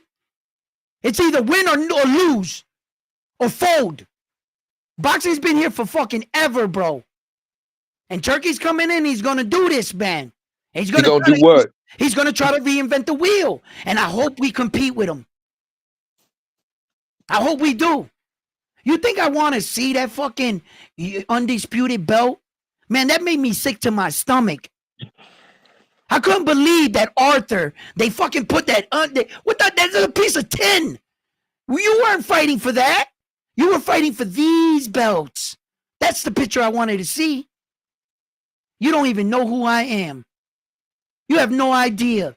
You came on my show thinking, because you heard me just spinning it around, because everybody knows I give the Here you go. Here you go. Here you go. Go ahead. Here you go. Go ahead. Go ahead with your make-believe. Go ahead with your make-believe stories. Go ahead, man. Let us see how creative you could be. Go ahead. Creative? Go ahead. I have receipts. My entire array of videos are my proof.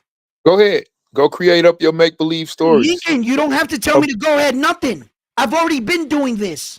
Go ahead. Let me enjoy the show. Go ahead. Let me listen to you. Go ahead. I'm true to this.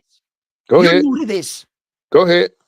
Brother, listen, like I was saying, this is all just a reporting story. I cover boxing. This is what's in the boxing headlines. This is what I cover. This is what I bring. If you want to take it personal, that was on you. I couldn't stop you from doing that. You're your own individual, and you have the right to your ideas and your opinions. But you should also pay attention or watch one person before you read the book by its cover. Because that's the funny thing. Because everybody in my chat, even though I don't got my chats up, because I don't need them, because I know who I am, Lincoln, and I know what I've been doing. Everybody knows me. But welcome. I ain't like these dudes, man. I never have been. And I'm going to tell you right now, I'm on the side of boxing, but I do got to admit, these guys have been around for this long, man, and they haven't give anything back. It's just the same boxing since my dad's era. The way they set up an event, the way they show. Here you go, throwing people under the bus. Here you go, throwing American boxing under the bus. Here you go. Go ahead. But the same people you talking about got to come over here and borrow their fighters, though. Hold on. Check it out. Let me finish. HBO left. These other people left. And now boxing's evolving. So with the new guys that are coming in, which I think MVP Promotion is going to start making a real fucking press forward. And that's Jake Paul's new promotion with Amanda Serrano. Amanda Serrano got a fight coming up in women's, and she's really like giving back to boxing, to female boxing. She's a really good like advocate for female boxers. Now, why can't you do this more often? Why can't you uplift the boxers more often instead of throwing them under the bus? That's all I'm saying. Because you only came in my show one time and only heard me all talking about. All I ask for is you to uplift our boxers instead of throwing them under the bus. Bro, you only came on my show one time and heard me arguing about one debate, and you assume my entire show is based on that. That's where you're wrong, and you always have been wrong. See, I heard you saying our boxing is about to be taken over, and we had one chance with this guy, and we blew it. Now they're leaving, and all this woe is me stuff. Man, we the land of the brave. We ain't worried about none of that, bro. Okay, check it out. We've been doing boxing before they got here, and we gonna be doing it after they leave, bro. This the land of the brave and the land of the free. Okay, check this out. Yeah, that doesn't apply to you. Now I'm gonna tell you right now, if you don't see that someone is surrounding you before they surround you, then you're blind to the fact. If you're gonna allow them, if you see somebody pull up, right? You don't wait for them to get out the car, get their whole crew, and surround you. You gotta act fast. What I'm doing is alerting, acting fast. See, you don't have the understanding of seeing the problem coming early. You're the type of person that waits until you get your results from the doctor. No, your whole body Here you has go with your cancer, imagination. Here you right? go. Let me listen. No, that's just Now you know my doctor, right? right. No. No, you don't know my doctor, so you making it up. Keep going. Let us hear you God make up some more damn about my it, bro. doctor. Go ahead. God damn it, man. Keep going. You got a good imagination. Go for it. So, so when a person interjects something to express or to make an analogy, and they use something, that's basically how you break down a conversation. I'm typically going to use that. So don't take that as literal. Okay. I don't know if you know how I talk, No, why but don't you stick to I, literal? Why I don't you stick usually, literal is the facts. Stick to the facts. We don't need your analogies. We need you to be literal. Stick to the facts. okay, when I'm talking about facts, that's when I'll stay on facts. When I'm expressing something, I have the right to do that. You do understand the That difference? means you have the right to go away from the facts. Wrong. That means if we were Well, talking then stick to facts, the facts. no, if we were talking facts, I would Stick to stick the to the facts. facts. Stick What to the facts? facts. What facts? Stick to the facts. Okay, you tell me the facts, The and I'll fact stick to is, them. the fact is, American boxing gonna be here forever. That's not a fact. Salute That's to not a all the fact. boxers. That's not a Salute to fact. all the That boxers. is not a fact. How do you Salute to say all that? our American How do boxers. you I say salute that? you. That's your I opinion. salute you. That's I your salute you. opinion. I salute you. All our American boxers, I salute them. Without them, you wouldn't even have a channel. So when you throw boxers under the bus, that's really not cool. That's really not cool. And I hope other channel people was watching too. You don't have to throw boxers under the bus and separate and divide all the fans like they gangs or something. You don't have to separate people. We should be bringing people together. We should be uniting I'm people. actually sitting here right now, and I'm actually trying to see if you have like a valid point. Like I'm sitting here saying to myself, "Well, hear him out to see if what he's saying has any merit, right? Like what he's saying that you don't have to put down these boxers or to do any of this shit." You Check don't. this out. Check this out. Check this out. You Right. don't have to put them down. Check this out. Check this out. Why don't you take that soft ass shit and go somewhere else with it, right? Because You, everybody has their opinion to share anything or woe express is when they me. see Woe is something. me. When Turkey's gonna you leave us. you can Turkey's gonna leave us. We messed up. We don't have turkey. We need turkey. And you got the nerve to call me soft. You don't look in the mirror often, do you? okay. Check this out. You You don't look in obviously the mirror too hold often, on, do hold on, you? hold on, hold on, hold on. Check it out, check it out, check it out, check it out, check it out, check it out, check it out. Damn it, bro. You must get blindsided in your life a lot. A hell of a lot, brother Lincoln. I got to admit. Or either you're playing dumb or you just must be like, you don't see any of the warning signs. You don't acknowledge anything. You think that everything is okay. You're the type of person that a meteor can be heading down to your house and you'll be in your house. Yo, Lincoln, the meteor's gonna hit. Up. Don't worry, I'm gonna be okay. I've been here for years. My family's been here for years. We're gonna be fine. You don't view no warning signs. None. And everything that you push out has been only your opinion. Your opinion is that boxing is going to be around forever. That's your opinion, right?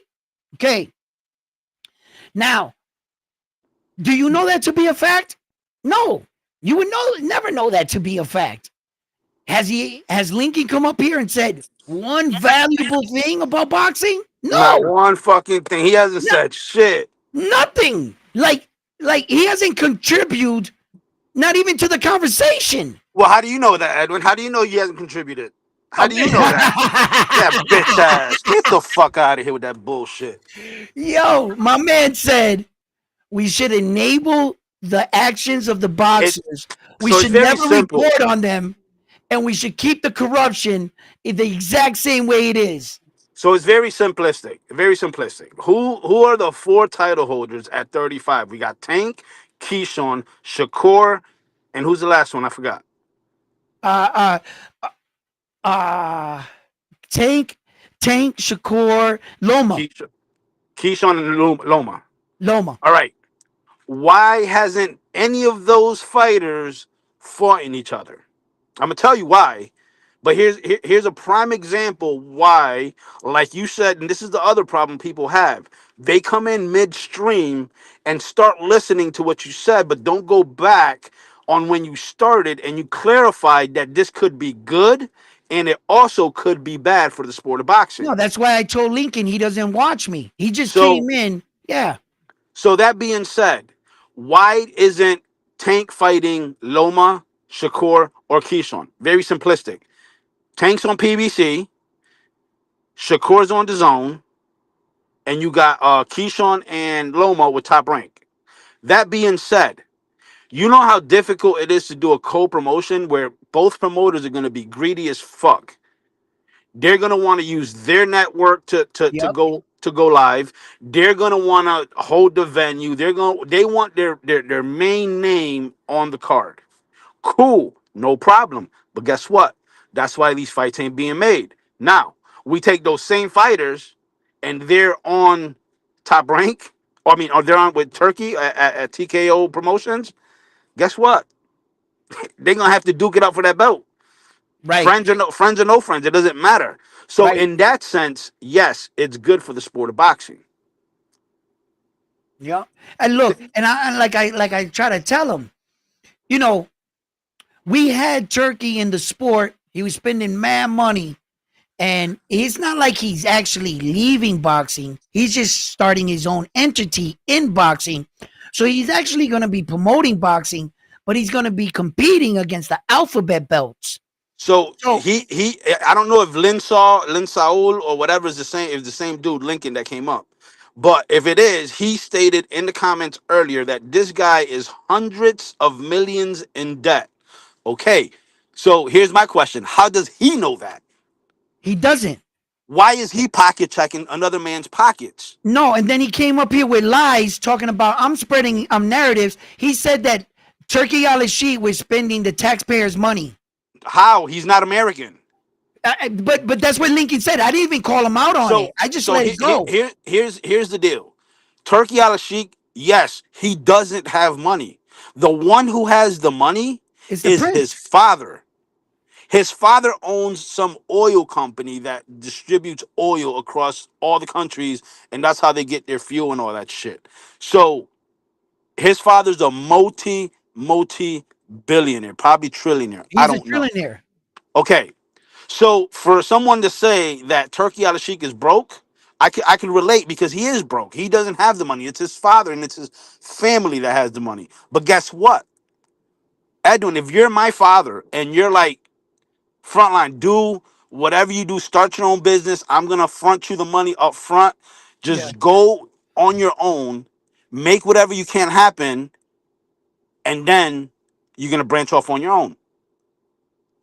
See, Okay, I'm sometimes, front line. Sometimes in business, you have to understand this. Sometimes you got to spend money to make money, and I own my sometimes own business. Your right, first three right, right. years. You're right. Your first You three know years. firsthand. You know firsthand, baby, and you know that sometimes you got to take shorts or you got to do some things to get your company where it's gonna be. It's not only that. So here like I can't talk for the boxing, but business is business no matter how you look at it. So in my line of work, construction, when I started my business, I had to invest in a vehicle, insurance, licensing, tools, the whole shebang, right? That's already before me even having a job or before I can even bid on a job.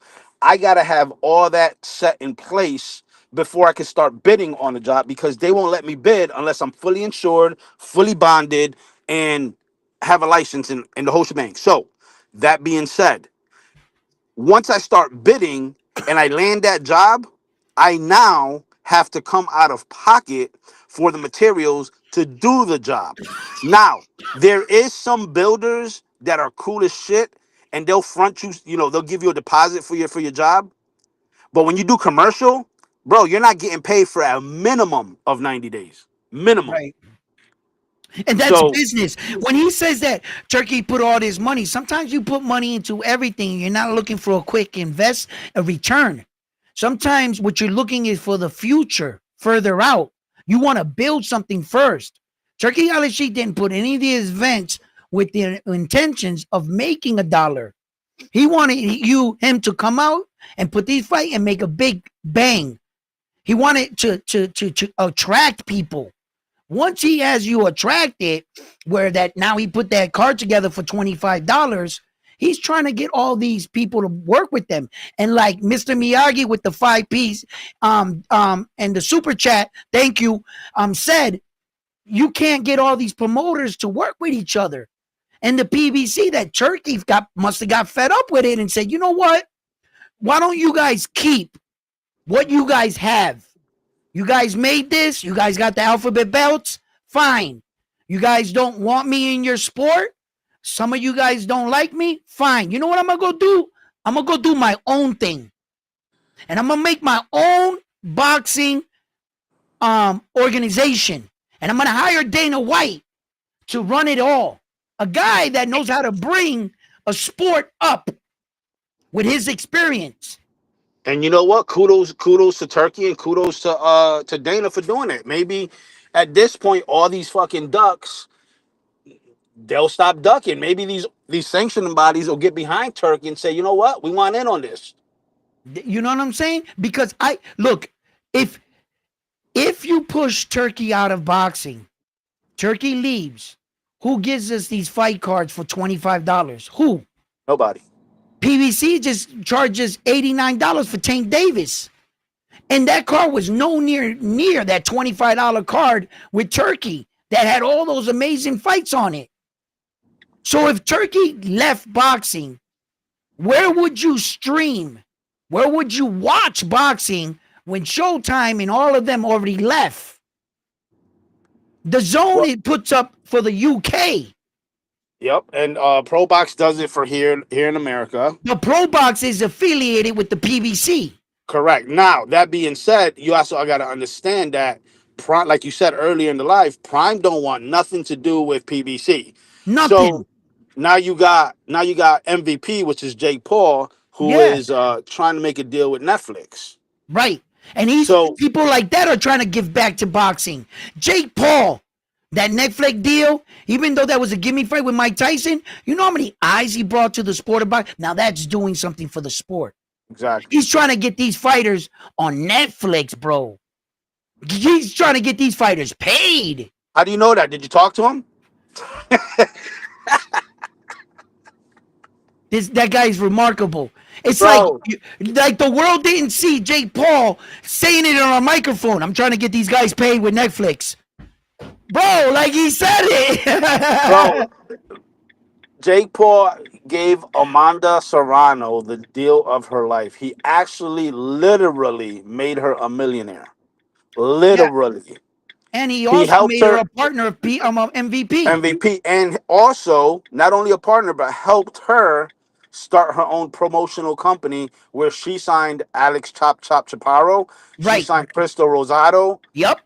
And there's a couple other fighters that are signed to her. So Beautiful thing. that's doing something for the sport. That's doing something for the sport. Now, granted, do I like Jake Paul for the sport? Absolutely not. I think he should just stay as a promoter and he should stay out of the ring. But at the end of the day, he still brings us shit, whether we want to see it or not. People are tuning in They're and they're tuning spending in. money on these events. Yep. So he's doing something for the sport. Oh, he's doing. Yeah, he is. He put $20 million in Mike Tyson's pocket. The only thing Oscar doing is fucking. He's promoting fishnets. Yeah, man, listen, this dude was like, oh, Oscar made Golden Boy. I was like, bro, the entire world knows who made Golden Boy. He must Richard. not be around in boxing. Like Well- what? That's when Oscar was in a cocaine binge, coming out of rehab 99 times. So- and Golden so- Boy was still, come on. So on his defense, I mean, he might be. I'm not gonna say casual because he looks like. I mean, he sounded like he's got a passion for the sport. You got to give him that. Yeah. So I'm not gonna knock him too bad, but some of the shit he was saying was just irrelevant and didn't make any sense. Yeah. You know what I'm saying? But kudos to him. You know, shout out to him. Yeah. But you know, for him to come at you stating that you're making accusations, you actually have facts behind your quote unquote accusations. Right. You know what I'm saying? You didn't put nothing out that's not out. You pulled up the article, and then like you stated, you're not basing it off an opinion. It's you're reporting on it. Right. So whatever. But Not yeah. Some of these guys want to take things personal, but well, I got somebody else who wants to join in. Mr. Miyagi in the building. What's up, Mr. Miyagi? How you doing? Can you hear me? Daniel's son, Daniel son. Miyagi, you there? wax on, wax off. No, I He'll think see. he's either muted or he's got bad reception. Hey, Mr. Miyagi, try leaving and coming back in. Maybe he Can't hear stepped you. away from his thing for a second. When he sees he's in, he'll probably hop right in. Oh, cause you probably took forever to fucking accept Nah, it. Hello? hey, Mr. Miyagi, how you doing? Yeah, I'm alright. I just got to try something quickly. I'm going to try and change to the internal mic on my laptop, see if the audio is a little clearer. Okay, it's a little clearer. Hey, I'm gonna let you guys chop it up. I'm about to get off because I'm All pulling up right, to all the right, house. all So right. I'm still Yep. I'm still listening though. See you later, All right, fella. one. All right. What's up, Mr. Miyagi? How you doing? Good. Can you hear me? Yes, I can hear you. Is that better? Yeah, I can hear your voice sounds a little deeper, but yeah, it's good. I don't know because I watch the streams back when I'm on, and sometimes I'm like, it kind of cuts out, and I don't know if it's Right. even phone. So I'm currently using the mic of the laptop. Okay. Uh, this is interesting, isn't it? It Turkey. is. It is We all knew it was going to happen because he was talking about it for a while. Don't know about how the you feel making about. the TKO. Yeah, because he was saying about he always said that he quite liked the UFC model. Yeah. The only thing is, I don't think Dana White running it. They need to get some more people that know how to Yeah. manage boxers because Right. UFC they can't. The only real star that they had, you think about like UFC, the only real star that they had, like the big one, was Conor McGregor, Yeah. and that was it. But they don't. UFC doesn't really foster young talent very well. Hmm. It's almost like people come through the MMA field and then UFC picks them up. So they're already established in something else. Right. But I don't know, it should be interesting. At the end of the day, I look at it as it's just another, someone else is just starting something else. And the Right. way I can see it, it's almost going to be like, you got like the amateurs and then you got amateur tournaments and whatnot. But really, the Olympics for the amateurs is a whole different um, sport in of itself, basically, but it's more prestigious. Hmm. That's almost what I can see he's trying to do here. Mm. Like he wants his league to go against the standard boxing as a whole. So when fighters start, they say, "I want to be part of TKO, the TKO league," Right. or "I just want to follow the path of the four sanctioning bodies." Right. What I don't like though is the fact that they're going to be, by the sounds of it, they're probably going to try and make their own actual sanctioning body and have Yep. that, like you were saying, having their own belt. Right. And I don't know how it's going to work. I think it's going to it'll be interesting to see over the next few years I had how a this I had progresses. I had a closing to this show because I got a beginning and I got a closing. And my thought for my closing of this show, when I was gonna tell everybody about the TKO and what the possibilities and whatnot.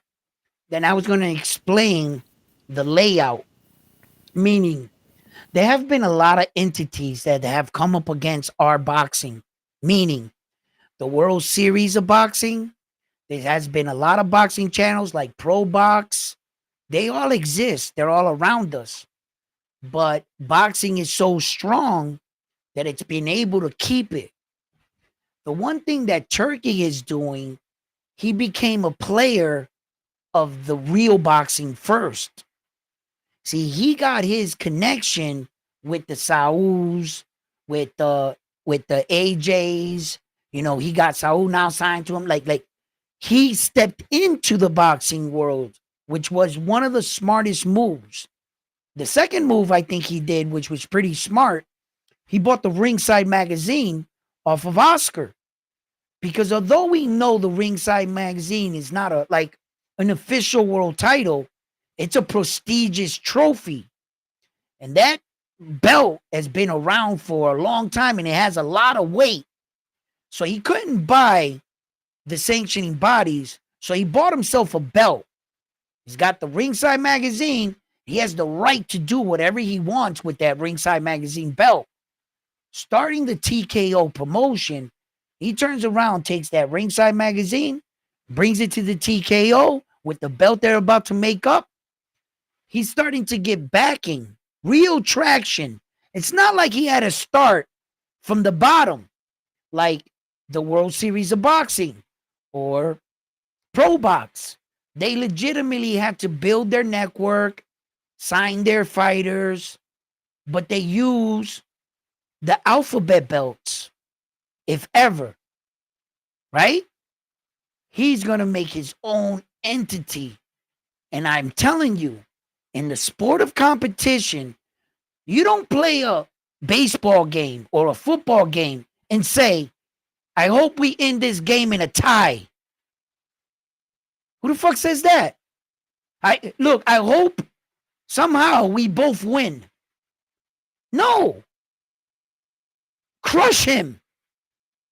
This is competition. There can only be one.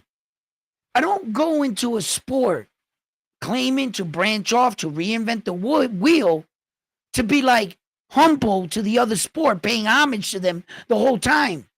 My entire intention was to take over you, so that was all that's left is me. Meaning, me represents the TKO, the entire organization. You representing all of boxing. You don't go into a business. McDonald's doesn't open up across a Burger King in every fucking state for an accident. They're competing for customers. You don't build TKO boxing to bend over backwards for boxing. You're here to take it over. And I'm warning like the fans that, damn, this guy got a lot of money. Like 5, 6, 7, 8 years. Are we talking different? Or are we seeing a new era in boxing to emerge?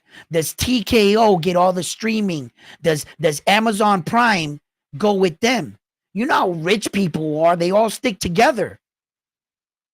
When you got this guy, Turki Alalshikh, the problem is some people are viewing him as a single man. That man probably owns so many businesses, so many. He's probably in these parties with all these billionaires that own shit. And he's like, hey, back me up. Billionaires like, hey, I got you, buddy.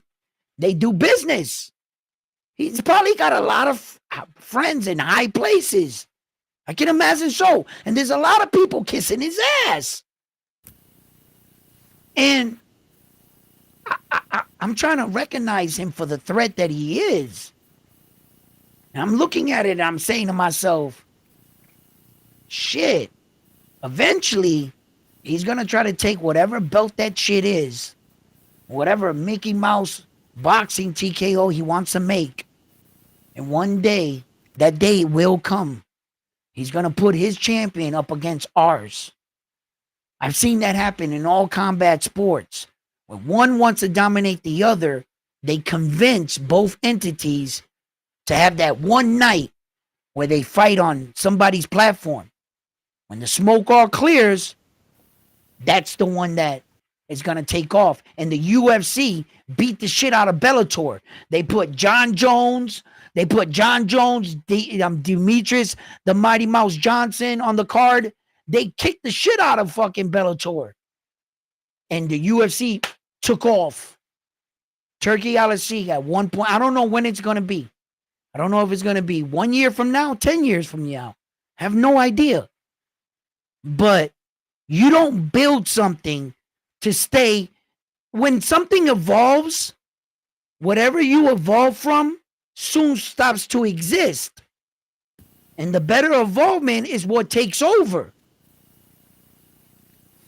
It's the evolution. Whatever you spawn from, soon that next entity will no longer exist. And the new version of it is going to dominate. Is that what we're seeing here? Or is it boxing truly that strong? That's my biggest question. Can boxing survive even Turki Alalshikh with all his money? Like it survived everything else that came to try to compete against it. Now that was going to be my whole thing. It's a weird situation because unlike UFC and MMA, it's not one particular sport. It's an amalgamation of all different disciplines. Right. Whereas I can't, because we've never seen this sort of thing in boxing, because boxing has always been an umbrella with promotional companies, but you never have a league as such, Right. like the World Series of Boxing. It's a tournament, but it's not. Right. It's not its own thing. It's incorporated into it, and this is where I don't know how you could do it, because the thing I'm thinking, I don't think. Well, this is me personally. I don't think it's going to be Turkey ruling boxing, because you can't, because there's not. Boxing is that discipline, so you can't. There's no way you can control it all, because it's not like MMA. Like, you're not mashing together a load of different martial arts to make a sport, and then you have different variations of it because they got different rules. But what I think is going to happen, this TKO, he's going to use the Ring Magazine belt, and fighters that come up through it will be, alongside the sanctioning bodies, will be highly ranked, like real highly ranked.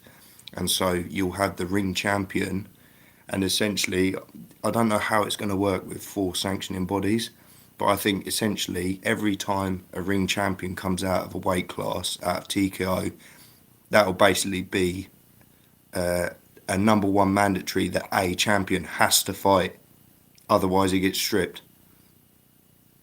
It's going to be something like that, because I can't see it controlling boxing, because for all the sanctioning bodies say they're working with Turkey, Mauricio Suleiman, he got handed the WBC from his father. There's pride and there's ego in those sanctioning bodies. They're not just going to give away control. Yeah, they may work Right. with Turkey because you're getting money with all, like, very little risk, and he's really fronting a lot of cash, Right. to fighters that wouldn't normally earn, 7 figures, Right. 6 figures, 7 figures. I don't know. It can go two ways. I think your idea of he taking over the sport is plausible, but I can't see it happening, because boxing is its own discipline. That's the only Mhm. thing. Like, we've never Mhm. seen it since boxing has started, Right. and I don't. It'll work for as long as the Saudis want to keep pumping money into it. Right.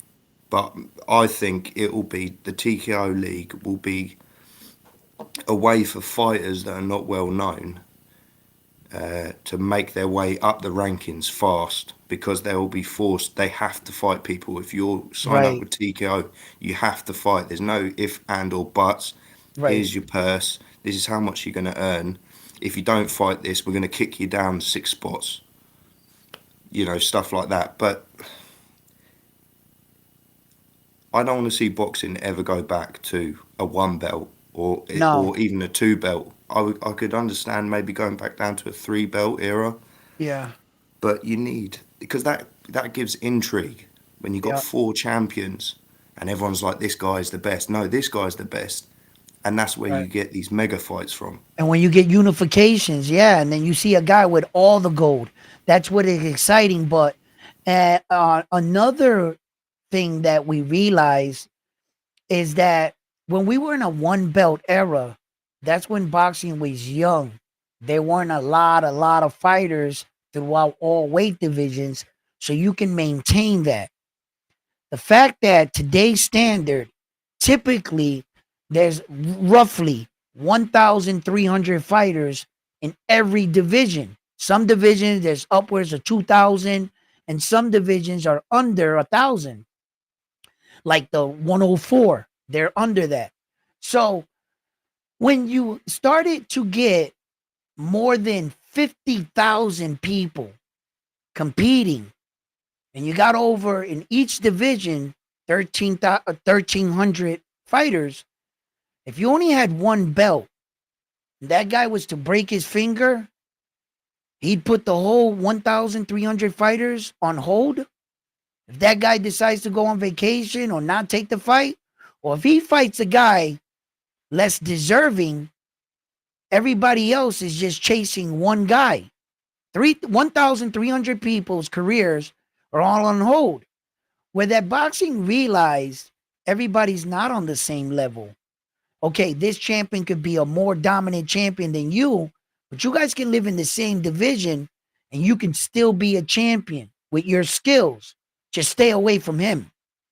You see?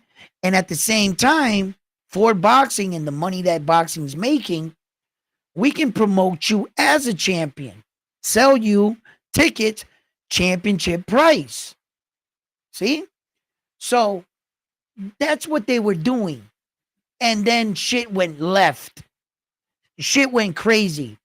With everything sometimes in life, not everything, but sometimes these people get greedy. They saw interim championships bringing them revenues. Then they just started manufacturing these belts. Boxing lost their mind. They started making the gold, the silver, the fucking Lake Erie, Wachusett freaking champion. Like they had the youth champion, the Oriental championship. Like they lost their mind, and I think they really hurt the sport because of greed. Now, if they were to take it back to a 4 belt era, and the only time an interim belt is ever mentioned is when the champion of that division can't answer his responsibility, meaning he might have already had a fight scheduled, he might have got an injury, or he could have caught COVID, right? And he says, I can't make the fight. The only time an interim should be introduced is in situations like that, where the champion can't perform, but they're not stripping him because he has a valid excuse. They enter the interim, the guy fights for it. He feels like his opportunity wasn't passed. His career wasn't on hold. He got an interim belt. His very next fight has to be against the champion. Then once you get that, do away with the interim again. The interim should only be introduced for emergency purposes. You're not supposed to defend it. You know, that's what it was really meant for. And then the boxing world went fucking crazy. But going back to a 1 belt era, it's kind of like Naoya Inoue's situation, right? You got Naoya Inoue. He's so damn fucking good. He got all the belts. Congratulations for you. But if there was 4 belts scattered through the division and your favorite fighter got the belt, and he might not have been the best fighter, but at least he got the belt. Now you got guys like David Allen Picasso and his team. They got to be brutally honest. David, you're not ready for him. Man, I want to be a champion. He has everything. Now they're talking about let him leave the division. He vacates the belts. Then our opportunity comes. That's what happens when you only got one belt. Yeah, you proved you're the best. No one else can eat. No one else can be a champion. Bro, you're just better than us. But we have skills too. Can't we live? Why does it gotta be that you gotta be so damn tough? And fighters like that only come around once in a while. There's never gonna be a guy too many people like him. So champions will fall and rise, but with 4 belts, it makes it interesting when it's unifications and yeah, I'll fight you for your belt. And back in the day, a long time ago, the organizations didn't like to unify. They hated it. I remember there was an era in boxing. Marvis Hagler, in fact, he had the IBF, this belt. He had the IBF. He fought, what was his name? He fought the WBO champion, the WBO. When he announced to the IBF, Marvis Hagler, I think at the time had 2 belts. He wanted to unify for 3. I think he had the WBC, if I'm not mistaken, on that night. The IBF notified him that the second his foot touched the ring to compete for the WBO, they stripped him of the IBF. And the WBC said, don't put our belt in the ring with the WBO. And Marvis Hagler couldn't understand that. He was like, why wouldn't, and the WBC says, if I allow you to bring the WBO in the ring with our belt, because at the time, as we all know, the WBO wasn't a major belt at that time. It was just a player in the game, but they weren't recognized as a world champion. And the WBC said, if we allow you to enter this ring with your WBO, what would stop the Russian champion from declaring his belt the championship of the world? What would stop the Japanese champion from making up a belt and saying, no, I'm the greatest champion in the world? If we allow anybody's belt to be in the ring next to our belt, you can bring around any Mickey Mouse belt and it'll get you next to the WBC. And the organizations were jealous. They didn't allow that shit. They didn't allow any belt to be put in the ring. That was their belt, their world stage. They made boxing. And all the belts, as we know, all spun off one belt, the WBA. That's what started everything, the WBA. It's the original belt. Off of the WBA, the WBC spun off. Off of the WBC, the IBF spun off. And off of the IBF, the WBO is founded. They all worked for each other at one point in time. Just the CEO of that one left to make his own. And that's basically how it all came about. But those belts are strong. These belts got so much history. Our legends, our champions, our guys had these belts around their waist. They didn't have that Turkey belt around their waist. But just like everything, shit changes. Things evolve. And they turn into other things. Just like the WBA started it, look what evolved out of it. Turki Alalshikh is taking that same business mindset and he's going to try to build this TKO shit. It just all depends how the fans gravitate towards it and the fighters you really have. Because when we watch pro box, although it's exciting, and that's fucking gladiator school right there. Pro box is the shit. They give you real fucking fights over there. No sooner that you say that, do you really think all the pro box top guys can beat our champions? I don't think so. It's good over there on the level that they're fighting. It's exciting. But they fight there to prepare themselves to cross over to the mainstream. That's where you start. Huh? This is what I think the TKO is going to be. but What's maybe a up? little.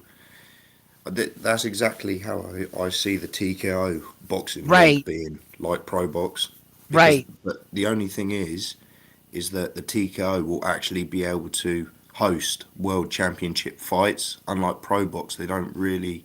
A world No, champion won't go and fight on pro box, no. but with Turkey's money, a world champion fight will be. They'll be able to hire out Las Vegas, the MGN, T-Mobile Arena, that sort of stuff with that sort of money.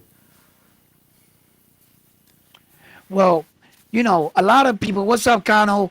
Um, what's up, guys? Yeah, I read y'all messages too, Kano.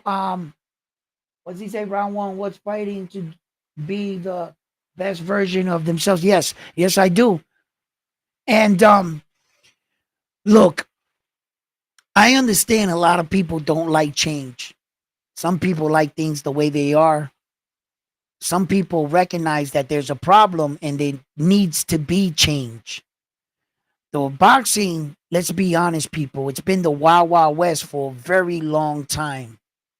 Although there's rules inside of the ring, sometimes when we see our fights, why is it one of the thoughts that run through your mind?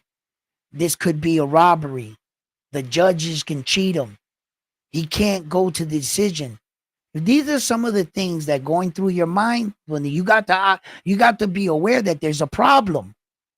By not addressing the problem or fixing it or allowing someone to come in and at least implement change, the other people are going to fight against it. Why? Why do you fight against something that you don't want to change? It has to be benefiting that person because change would mean that maybe I might not have all the shot calling or the positioning I'm in, whatever the positioning is, I wouldn't know. But when someone comes in and says, I don't want this kind of system and we need to put the scoring on the board. Look at what the WBC is running. The WBC is running a tournament. What I think is the second round. Once you go into the second round, they're gonna put the scoring on the board. And the qualifications, you gotta have like under 10 fights. So it's gonna be like all the top prospects. There's like 42 countries competing in it. The the the WBC decided to run their own thing. And I think that Turkey saw that now these belts are starting to put up their own stuff. And the WBC is going to want to control it. Like you said, Mr. Miyagi, it's too many entities. And Turkey wants to change it. So I don't know where this is going to go or where this is going to end up. But it's definitely interesting. And as a businessman, all money typically in the beginning sometimes doesn't make your money back, but you might be blindsided by the bigger picture because you don't see it. Turkey's got something in the works, and he's not buying up these little entities and starting this and hiring Dana for that to just. He's got plans. He's got plans, and what does this mean for boxing? Should be on board, or should we be stubborn and keep boxing the way it is? Because if you're honestly watching a boxing match and you're saying to yourself, he might get robbed, this might happen, and the judges might be in on it. He got paid. He took a dive. You're no longer watching competition. You're just watching a rigged system. I know that boxing has cleaned up throughout the years, and I think these boxing matches now have been pretty much on the up and up. Besides one guy doing something stupid, I think it's trying to find its way, boxing. It really is. And I told you what I felt was the flaw in boxing. I told you guys where the flaw lied in the scoring.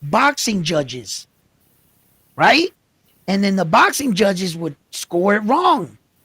But basically, the judges was like, yo, you got to work with us.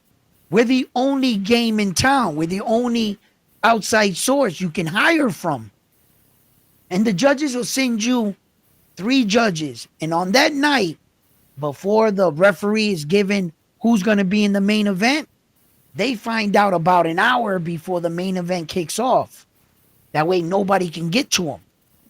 And the judges don't answer to no one. Why you think that all for 50 years, the one comment you've been hearing over and over and over, something needs to be done about these judges, and nothing is ever done. They're the most powerful people in the room. The WBC can't say shit to them. Absolutely not. No one can. You call them, you try to be cool with them. Every time they send you 10 years go by, you try to get familiar with them, build relationships. They just, every 6 months, switch it up. You'll never see that judge again in your city. He works on that side of the world now. You'll never see that referee again. 6 months later, they switch it up. Now he's on that part.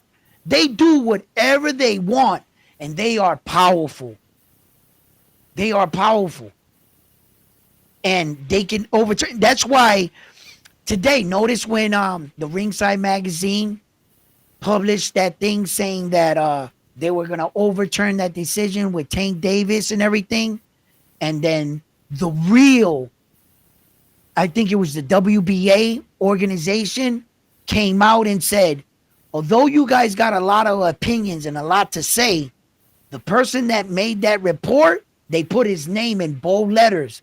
That's who made the report. Unless you hear something from the WBA, don't believe everything you hear. And the WBA issued that letter today. Guess what Ringside Magazine did? They took their report off. You can't find it because I was just looking for it. I read it this morning and it's down today. Because the Ringside Magazine had to back up and be like, yo, that's true. This dude got it from a source that got it from a source, and they published a story. Just because you publish a story doesn't make it true. Like the Ringside, the Boxing Athletic Committee and the WBA have not made a decision on Lamont Roach and Tank Davis yet. And they're putting it out like, no, Lamont's going to get this overturned. Tank Davis is going to get a loss. Blah, blah, blah, blah. And they were like, no, you can't say that. WBA said. So it's like sometimes like the system is fucked up. How do we fix it? We've gone this far. Do we need more change, or do we leave things the way it is? Is boxing in good hands? As far as competition, I think it's in good hands. But the longevity of boxing, will it ever be talked about like the NBA? Would it have its own boxing channel where all boxers are giving credit? It seems like boxing has a big following. There's 100 boxing channels coming up every day. Thousands of people tune into us. Why can't boxing have their own channel? And it's just nobody. I think one of the things, and the main point that a lot of people see, is all the bullshit with the reffing. When you see stuff like, who was it? Oshaki Foster, when he got robbed against Conceição. That is, man, he was slipping, like, all of them shots, like, slipping, pull counters, and the refs just, I couldn't even believe it when I watched that fight. And when people talk of robberies, when you see stuff like that... That's a robbery. And it's disgusting because the people watching, and this is, I've got three points that I think can improve. But, like, if you did it, it would improve boxing massively. And I think some of the points you've brought up as well. Standardised judging. So, like, what exactly have you got to score it on? Right. So standardize that, as in, like, all boxing judges around the world, this is how you judge a fight. Yeah, you go to a Yeah. school for it or something, and they got to be I on the mean, same page. yeah, yeah, yeah, that's one. The second point, open scoring, but only open scoring at 3 points of the fight.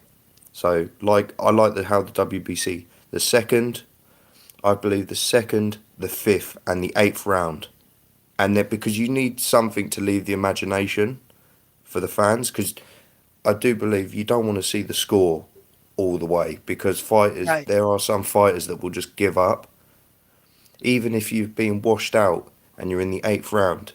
But if it's a 12 rounder, you've got 4 more rounds to go. You could knock that guy down, even if you're not a fighter that's known for power. You've still got a chance.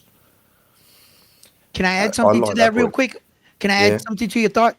Okay, because I want you to keep going because you're on some shit right now. I like everything you're saying, right? But check it out, Mr. Miyagi. What if you're right about that?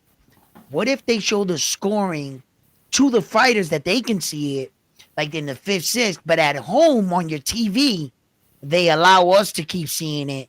So it takes it away from the fighter, but at the home, because the reason why I still suggest that one, because I've been watching fights for over 30 years now, and they've always had an unofficial scorecard. That never discouraged me from wanting to watch the end. Every fight I ever seen, an unofficial scorecard was at the bottom of the screen of what they thought the announcers calling the fight scorecard was. yeah. And many people for a long time thought that that was a real scorecard. Do you know what? When I was watching the Virgil Madrimov fight, Yes.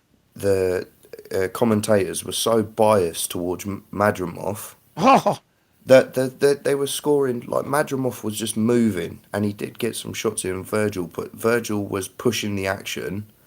He kept popping Madrimov with the jab, and people don't score jabs the same. But I'm like, if that's all that's being thrown, and the man's pushing the action and getting more shots in, is he not winning the round?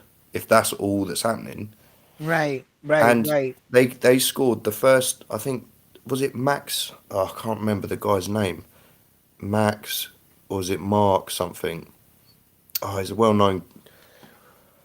known name in boxing. I can't remember the exact name of the guy. Anyway, they gave the first 4 rounds to Madrimov on the unofficial scorecard. I'm like, I was watching that. I was like, how have they given? How has this guy just given it? And that all right, confused the casual fan right, that likes boxing but maybe doesn't follow it, doesn't right, quite understand what they're watching. They're looking at right, that and right, thinking, "Oh, this guy's winning," but actually, he's not, because that thing on there is bullshit. right. It doesn't count. No, but then it For confuses one of the people at the first end. times, for one of the first times in my life, that Kunziao scorecard with the guy, he had Oshasi Foster winning every round but one, and they gave the fight to the other guy. That was the most lopsided officiating I've almost ever seen in my life. I think there's maybe one or two with it that I've seen before, but that's where I saw that the unofficial scorecard was saying Oshasi Foster clearly won this fight. They only gave Conceiao 1 round on the unofficial. When they announced the winner, Conceiao won. I almost fell out of my chair. And then people talk about there's nothing wrong with boxing. It's perfectly fine. We shouldn't change anything. But you want to keep seeing shit like that? No, that's There's ridiculous. something wrong here. This is my third point as well, Edwin. The Mm-hmm. last bit that I would change. Yep. I wouldn't have, and I'm pretty sure you said this. I wouldn't have any judges ringside. I would have them all in boxes, watching the fight as we're On 'em. watching it. Because the Right. TV view, if they set it up right, because there's been a few fights that I've watched where the camera angle is a bit off. But if you get the right camera angle, even if they're right up against the ropes, you can see almost everything that's happening Right. by that angle. And even if there's little areas between the rounds, the judges can go back to points, like they'll have a marker, so they'll be like, oh, I didn't quite see what happened here, I'll put a stamp, and then they can go back and look at that exact time stamp within the minute between Right. rounds quickly, just to zoom in at a different camera angle on that specific point. I was like, oh yeah, that was a body shot that went in. But Right. it'd be a bit complicated at first, but you'd have like a little press board, just quick, boom, boom, save, save, Right. save, Right. Right. just little things. Damn, that's Because pretty good, Mr. Miyagi, man. With all the technology today, you would think that boxing would have evolved from the old way of having human eyes. Haven't we proven that humans can make errors? That's why we made instant replay in almost every sport. Haven't how many times have all the other sports evolved, but boxing, we still at the same judging it the same way when the sport started. there was what was it, the Virgil Boachuk fight? That was the first time Oh, they that you I've ever seen when yep. they changed the UD like live. It was like 2 or 3 rounds later, and they gave the sorry, not the UD. They gave the knockdown to Knockdown. Boachuk. Yeah, Yes. In the and third, it was the fourth round. They awarded to him. Like a round or two later, they notified both fighters, "Hey, we're counting that knockdown by instant see, replay." this is where I think it all depends. You know, the whole Lamont Roach and Tank Davis situation. Yeah. Because I saw your video on why they shouldn't overturn it. But me personally, I think you have to be hardline with these things, because that is a call. It, Steve Willis, if he wanted to, he could have just crossed his hands and be like, no, slip, and people would have gone boo. But no, I called it a slip, and then he can explain it that way. But he started counting in the round, and Yeah. then just nothing happened. You know what I And wanted someone to say? I put that out, right? Because I want somebody to come in and say, what I was looking for was somebody to come in and say, well, what should he deserve? Lamont Roach. And at first I thought overturning the decision would create problems, but somebody, helped me out with that and was like, a bet is a bet. Once that was in, it'll only be overturned in the books. So I was like, okay, overturning it in the books. Do you really want it that way? Or do you want to award him a mandatory rematch where that the sanctioning bodies of New York, that Boxing Athletic Committee of New York orders the rematch, right? One, you both stand to make another payday. It's another big night. And that the athletic committee says, you guys fight it out and solve your problems. Don't make us step in and take your point like this and award it like that.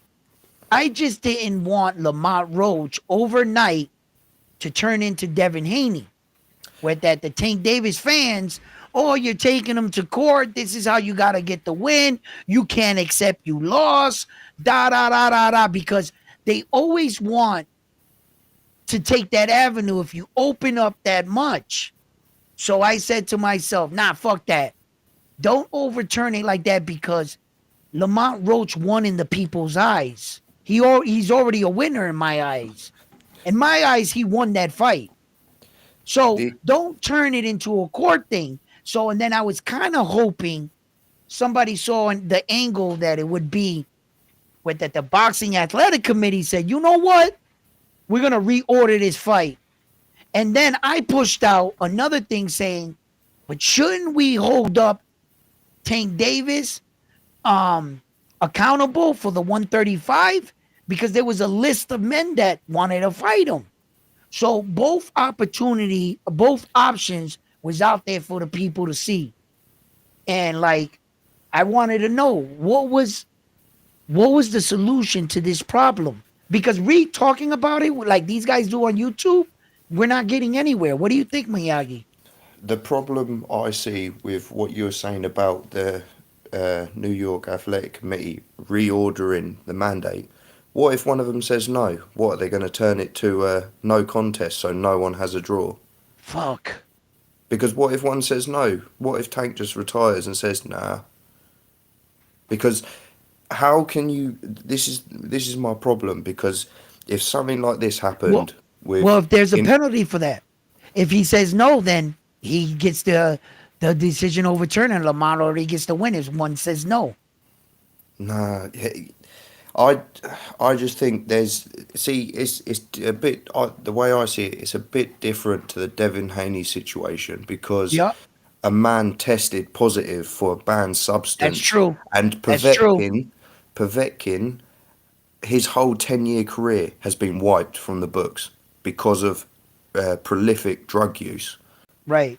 So if that's the case, then you can't compare what's happened with Tank and Lamont Roach because technically nothing illegal has happened. Rules have been broken during the fight, and the officiators haven't penalised Tank Davis for it, whether it Can be scoring the ninth round 10-8 or complete DQ for going to his corner. can I ask you a And question, Mr. that's, Miyagi? Can I ask you a yeah, question? What's wrong with a man for defending himself and wanting to stick up for himself and right the wrong and doing it the right way and going through the proper channels and taking it to court? What's wrong with that? Why is it that society views it as that's a weakness using the courts when in actuality, what you're speaking up against is that a fighter can't speak up for himself, right or wrong or right? Like, there's the Devon Haney situation was a weird one for me when I was yeah, watching it because it's a no. The problem is, and I go back to what we said last time about Tank Davis, Devon Haney and his loudmouth father yeah, put themselves in that situation that their value dropped. It wasn't the fact that Ryan Garcia whooped his ass and then tested positive. It's the fact of all the crap that they were talking about. After they could have just shut up, just said, you know what, we're gonna get him again. Once he comes off his ban, we're gonna have him. Say nothing. Yeah, they could have taken their year off.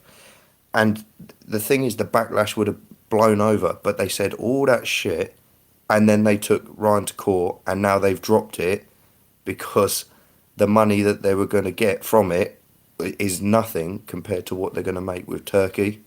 So and again, the thing The is, Haneys did it to themselves, the yeah, same way but it Tank did this shit to himself. right. I was waiting for you to come up and say, but he also took him to court for assault and battery in a Oh, boxing match. Like you do realize what sport you signed up for, right? Like, come on, like who and does that? Yeah, that's how you lose public opinion as well. yeah, It's not that yeah. you could say, oh, he's caused loss of earnings or something like that. Right. He had to go for assault and battery. I I'm like, know, what? huh?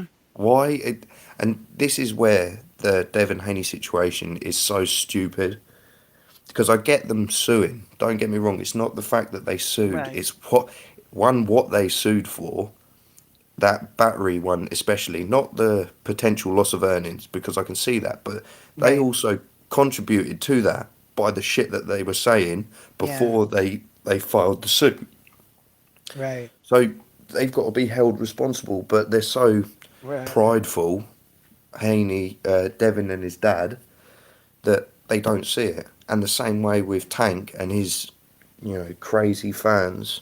See, They so just, that's what I wanted right there. See, you got to explain the difference between the Devin Haney situation and the Lamont Roach situation and the where and the when.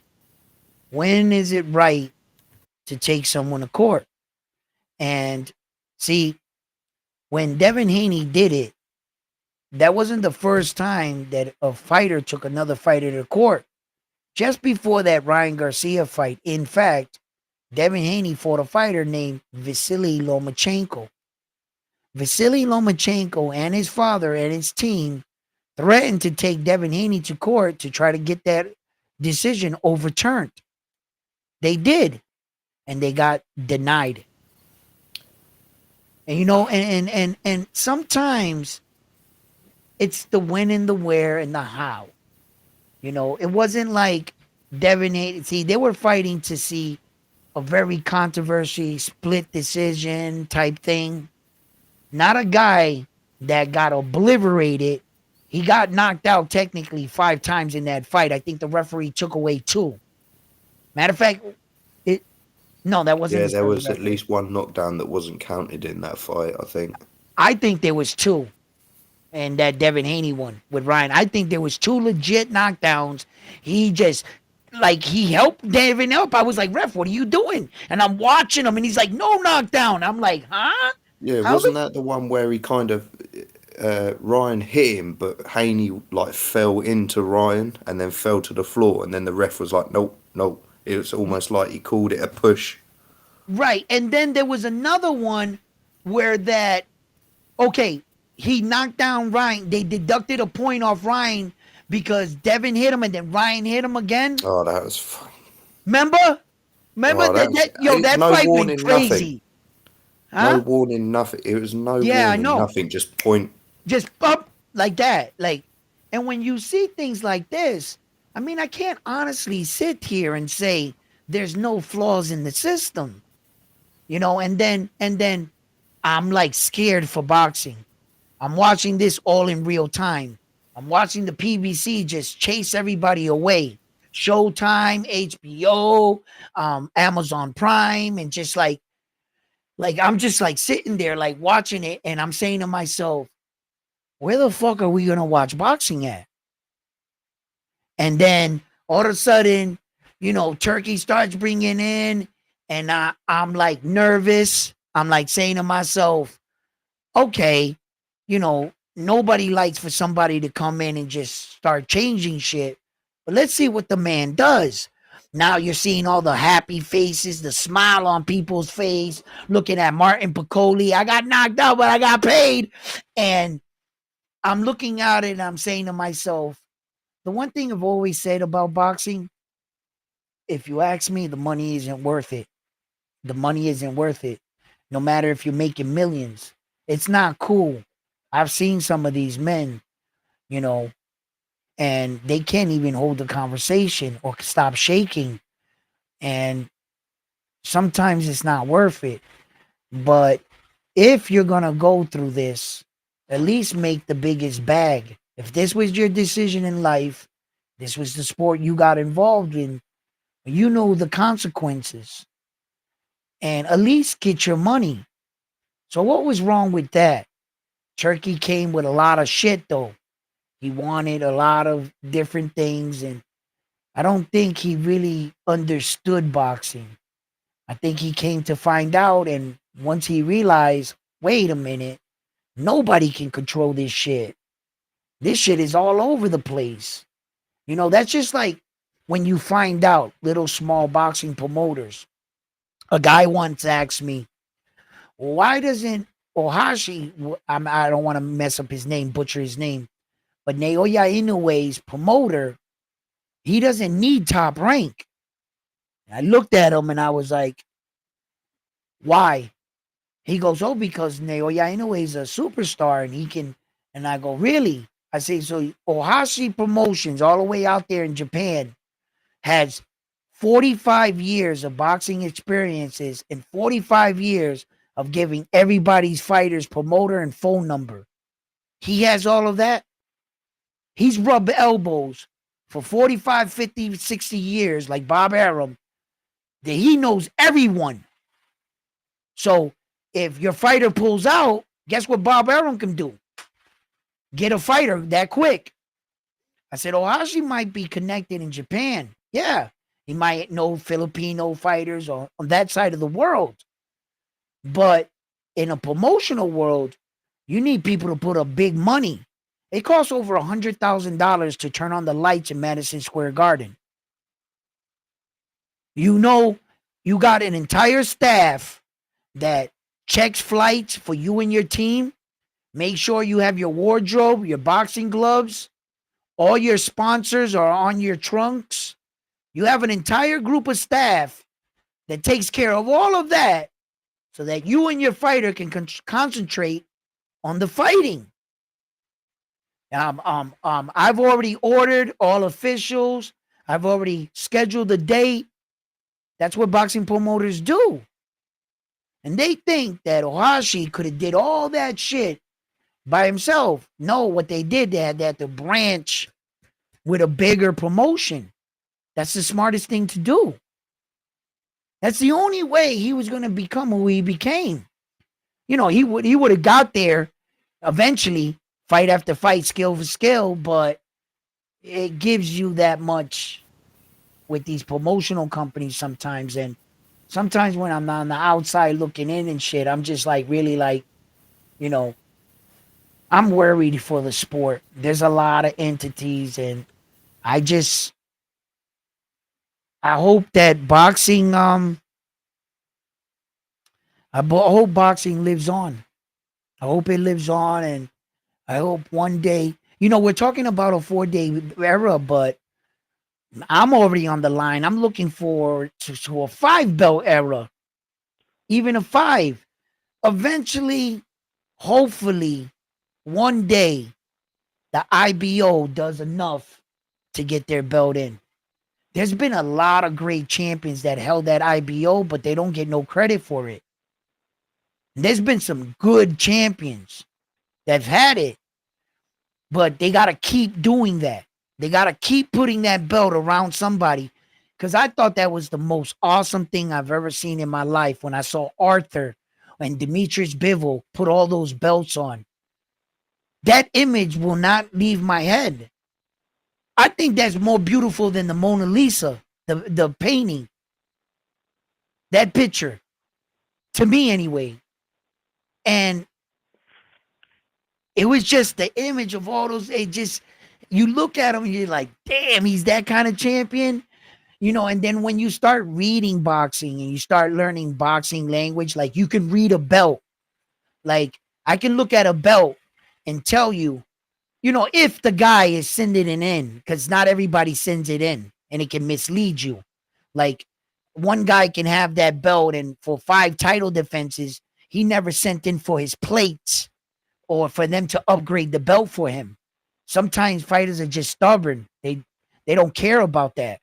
But the ones that do, they send their belts in and shit. You see how their belts get better, more prestigious. You see Terrence Crawford's IBO title versus anybody else's IBO title. You get a picture of Terrence Crawford with his WBO title. I'm sorry, WBO title, and look at anybody else's WBO title in the world. Tell me the difference. You're gonna see it right away. These white lines are gold on Terrence's belt. That means he has multiple title defenses. The plaques are all filled in. If you can get up close to it, it'll tell you the date and time, what fights those were. Then when you even get closer to the belt, you'll start to notice that the ego changes. Because in the WBO, you got to fight for their regular belt first and then be awarded, elevated, the super, just like the WBA. You can't win the super WBA in a boxing match. You know, unless the guy had it, he had the super and you beat him up for it. It kind of works like that, but you kind of go back down to the regular. You got to build it back up, I guess. But you can't win it. You got to make them super belts. And then when you see Naoya Inoue's belts, man, them fucking things look crazy. Gleaming. Oh my God, they're beautiful. Like he holds them like this and I'm reading them. I'm like, wow, that's a multiple division belt right there. That one has multiple title defenses on it. That one right there, the WB, they keep their own model. You can never really tell with them. They got subtle differences. The way the WBC upgrades their belt by commemorative belts. You see all those belts that they make for Saul Canelo Alvarez? That's how they award you more status in the WBC. It's not technically on their belt sometime. It's the award they give you on top of their belt. So that you take that belt and put it in a trophy case at home, right? And then you walk around with this one. So the WBC does it a little different than the other organizations. The WBA one, you saw Lamont Roach and Tank Davis in the other night with that belt right there in particular that I have. That style. That's the regular one. Notice that Javante's belt went down. The super one is the one with the big lion. It has the real big lion on it. And then right next to it is another one, but they're real big. That's the super WBA. Naoya Inoue has that one. He has the one with the big lions on it. It looks different than that one. So every belt has their unique way of letting you know how prestigious that belt actually is. And I get a kick out of that, man. You know what I'm saying? Like, you see a champion, he walks by, everything's empty. You know he's a new champion. You see another champion come in with the exact same belt and it's tricked out. You start reading it. Read all the diamonds on it. Read the how big the things are. It starts revealing itself to you. Once I started learning, I was like, I valued how good of a champion you were. You know, just because every belt, you get a belt, he gets a belt, you know, that's cool. But how strong was your reign? You know, meaning, what Vince Lombardi trophy can you put up against that Patriot comeback against Atlanta? Like, what Super Bowl trophy can you put up against that one? How strong is your Super Bowl trophy? You know, that's how I view competitive sports. The most prestigious award trophy in all of sports is the NHL Stanley Cup. That's the best trophy in all of sports. Why? It doesn't change. Although technically the Vince Lombardi is probably looked at more prestigious than the NHL. Yeah, I know that. And the NBA one. Yes, I know it. But I'm not talking about that. I'm talking about the value of the trophy. That Stanley Cup is the same Stanley Cup all your hockey legends picked up over their head as they skated around the arena. Whoever your favorite guy is, you can take heed that you and him held the exact same trophy over your head. When you win that NBA championship, you don't hold the championship Michael Jordan had.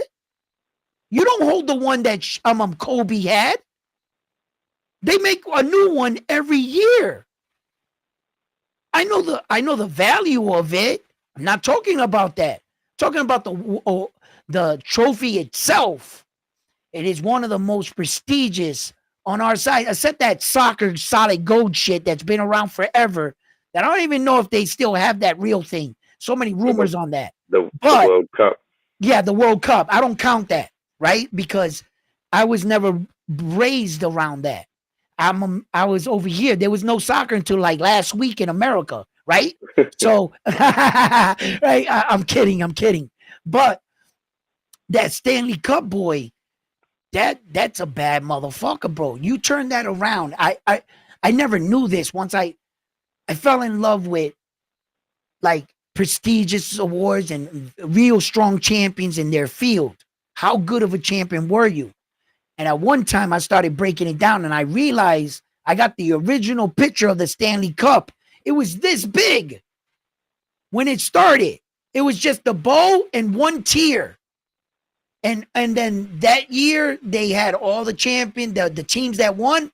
And then once that filled up, they ordered another piece, put it underneath, zip, zip, zip. And then it was this big 10 years later. Then it was this big 15 years later. Now it's the size that it is. That fucking Stanley Cup is prestigious, man. There can be no better honor. Had they kept that same trophy Michael Jordan won, you know how many people would battle it out just to hold that trophy, man. It would inspire me much more. Bro, MJ held that trophy, guys. Freaking MJ. Let's win this. Like, come on, man. We need this. Like, if your favorite guy, but the fact that you could fantasize at one moment he held a trophy similar to yours, but it wasn't that one. And that's what I mean by it. And that's what I mean by the belts. And in boxing, there's a tradition we don't talk about. Your coach is usually the one that tells you this, but you got to get there first. So it's a forbidden conversation, only meant for the men and women that get there. You'll only be told this when you get there. This. You get a title fight. I walk in the ring, let's say, with these 3 belts, right? Let's say these 3 belts, right? I walk in the ring. You beat me for my belts. You want to take a picture with my belts on in the ring. That's the most prestigious shit in the world. Everything you earned, the belts, the plaques that you filled in, I must take a picture with that. Why? Because that's what kind of champion I just beat. Here's your proof. These are his belts. I beat him for his belts. That's what it's about. And look what kind of champion I beat. Read the belts. Now, I'm going to start my thing. Once you take that picture, you're supposed to walk back to the locker room, find your opponent's locker room, or wherever you want to do it at. It's up to you. But the ritual is you need to give him back his belts. Those are not yours. Those belong to him. Those are his memories. These are his belts with his names on him. And everything he did is on the belt. I only needed it for the picture. That's all you need it for. You give him back his belts, and each organization mails you back a new belt. Now you start your title run, and you put your own plaques on it. And fight after fight, with every victory, your belt starts to tell your story. That's the way it's supposed to be. Yeah. It's I cool could just shit. see, I could just see the belts. You know, when I heard about the Picasso's team pulling him out Yeah. from that Inoue fight, what you were just saying there about the belts upgrading, it just made me chuckle a little bit, because I don't think Picasso's old man knew. He knew Inoue is a good champion, but he saw the belts and he's like, fuck, he's like, oh my, Fuck is that. just all of this gold and diamonds. That's just basically saying you're going to get your ass kicked. I've I mean, at least he defended was these honest. 4 times. And then he looked back to Inoue's reign at 118 when he had 3 of the belts, and they were all, they were all upgraded as well. So he's, yeah, forget about this. Nah, well, at 118, he eventually went and got all 4. He had all 4 of them at 118. No, but I mean before he got Paul Butler in. Yeah. Before that, yeah, I knew you were talking about that. Yeah, but just in case anybody else was, hearing it, I reiterated it for you. But those, the belts with Paul Butler, the ones that were really, really, really prestigious for him was that it was the IBF and the WBA. He had the longest. The WBC he fought Nonito Donaire for, and the WBO he fought Paul Butler for at the end. After he won those belts, 30 days after he won all those belts, he vacated them, went to 122.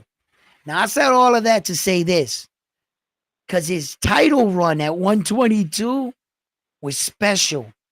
He did something at 122 he never did at 118. He defended all 4 belts 3 times at 122. I just want to look at the pieces they put for defending all 4 belts on your new belts. What does that look like? Do you think? Do you think there should be a new?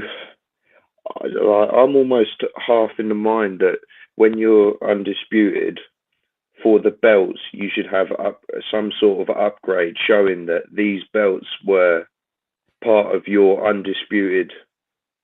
Even though like they all upgrade, like you're saying, but specifically if you hold all four and defend all four, Right. They like should, maybe a yeah. star or something special on There's all of got to them be that something shows. special. Yeah. Like, why is it that you get all four and you're just like a one belt? They treat you like a one belt guy. Mm, What's the benefit of getting all four? You need to like merge all the plaques into one ding ding ding and all the belts connect to a super belt that wraps up to your chest or something. I don't know. don't get me wrong. I still want to see the four belts there, but your team can hold them around. And when Right. you're undisputed, this is where I like the idea of one belt. If you're a reigning undisputed champion defending undisputed, I think there should be a massive, like a belt with some sort of creative way to merge all of the things in, because I don't quite like the WBC's idea of an undisputed belt. But do you know what I mean? So you could stand there with your undisputed belt when you've defended it, but then your team's holding up the four sanctioning bodies and the ring behind you. So it's just, I don't know, that seems a bit Right. silly now that I'm thinking about Right. it, because why wouldn't you just wear all of them? Right. Mayweather got the most expensive belt in all of boxing, and he has it in his house still. On one occasion, on one occasionous night, the WBC decided to trick out a belt for him, and they've given Mayweather all kinds of belts. The WBC made a real solid gold belt with real diamonds in it. Allegedly, it cost them $1 million to make. And they gave that to Floyd Mayweather as a gift, a token throughout the years that Mayweather stood loyal to the WBC. Mayweather wasn't known for the IBF. He wasn't known for the WBA or the WBO. What he was known for is what you see in the picture. All WBC world titles. The organization recognized that he represented as a champion for them, and he was a very strong champion. To show their gratitude, they commemoratively made him a belt, and it is still to this day, I believe, the most expensive belt ever awarded to a fighter. And he has it. And it's not like a belt like you can't beat Mayweather for that. It doesn't go on the line. You know, they gave him two belts. They gave him a green one and the $1 million belt. The green ones you put on the line, the $1 million you take home. That's yours. And you know, that was a cool way of them, you know, showing their gratitude. But I want a more visible way, like Naoya Inoue and the guys that actually send their belts in, and that's trippy. You know, when you walk by and you see that, he doesn't have to tell you how dangerous he is. He doesn't have to tell you how good of a champion he is.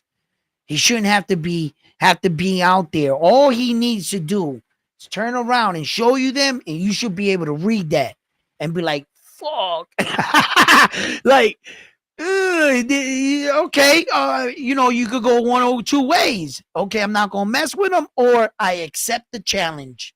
You know what I mean? So, but I think they should have a.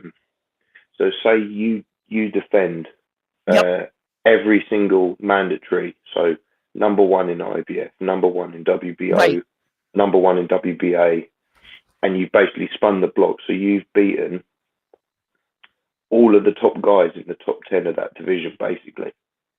I think then there should be something special on there saying basically you've cleared this division, like something one off right. once you've done, but you have to, it can't be, you don't get it if it's a step in. You know what I mean? Right. Right. It has No, to be like, exactly my point, Mr. Miyagi. Exactly.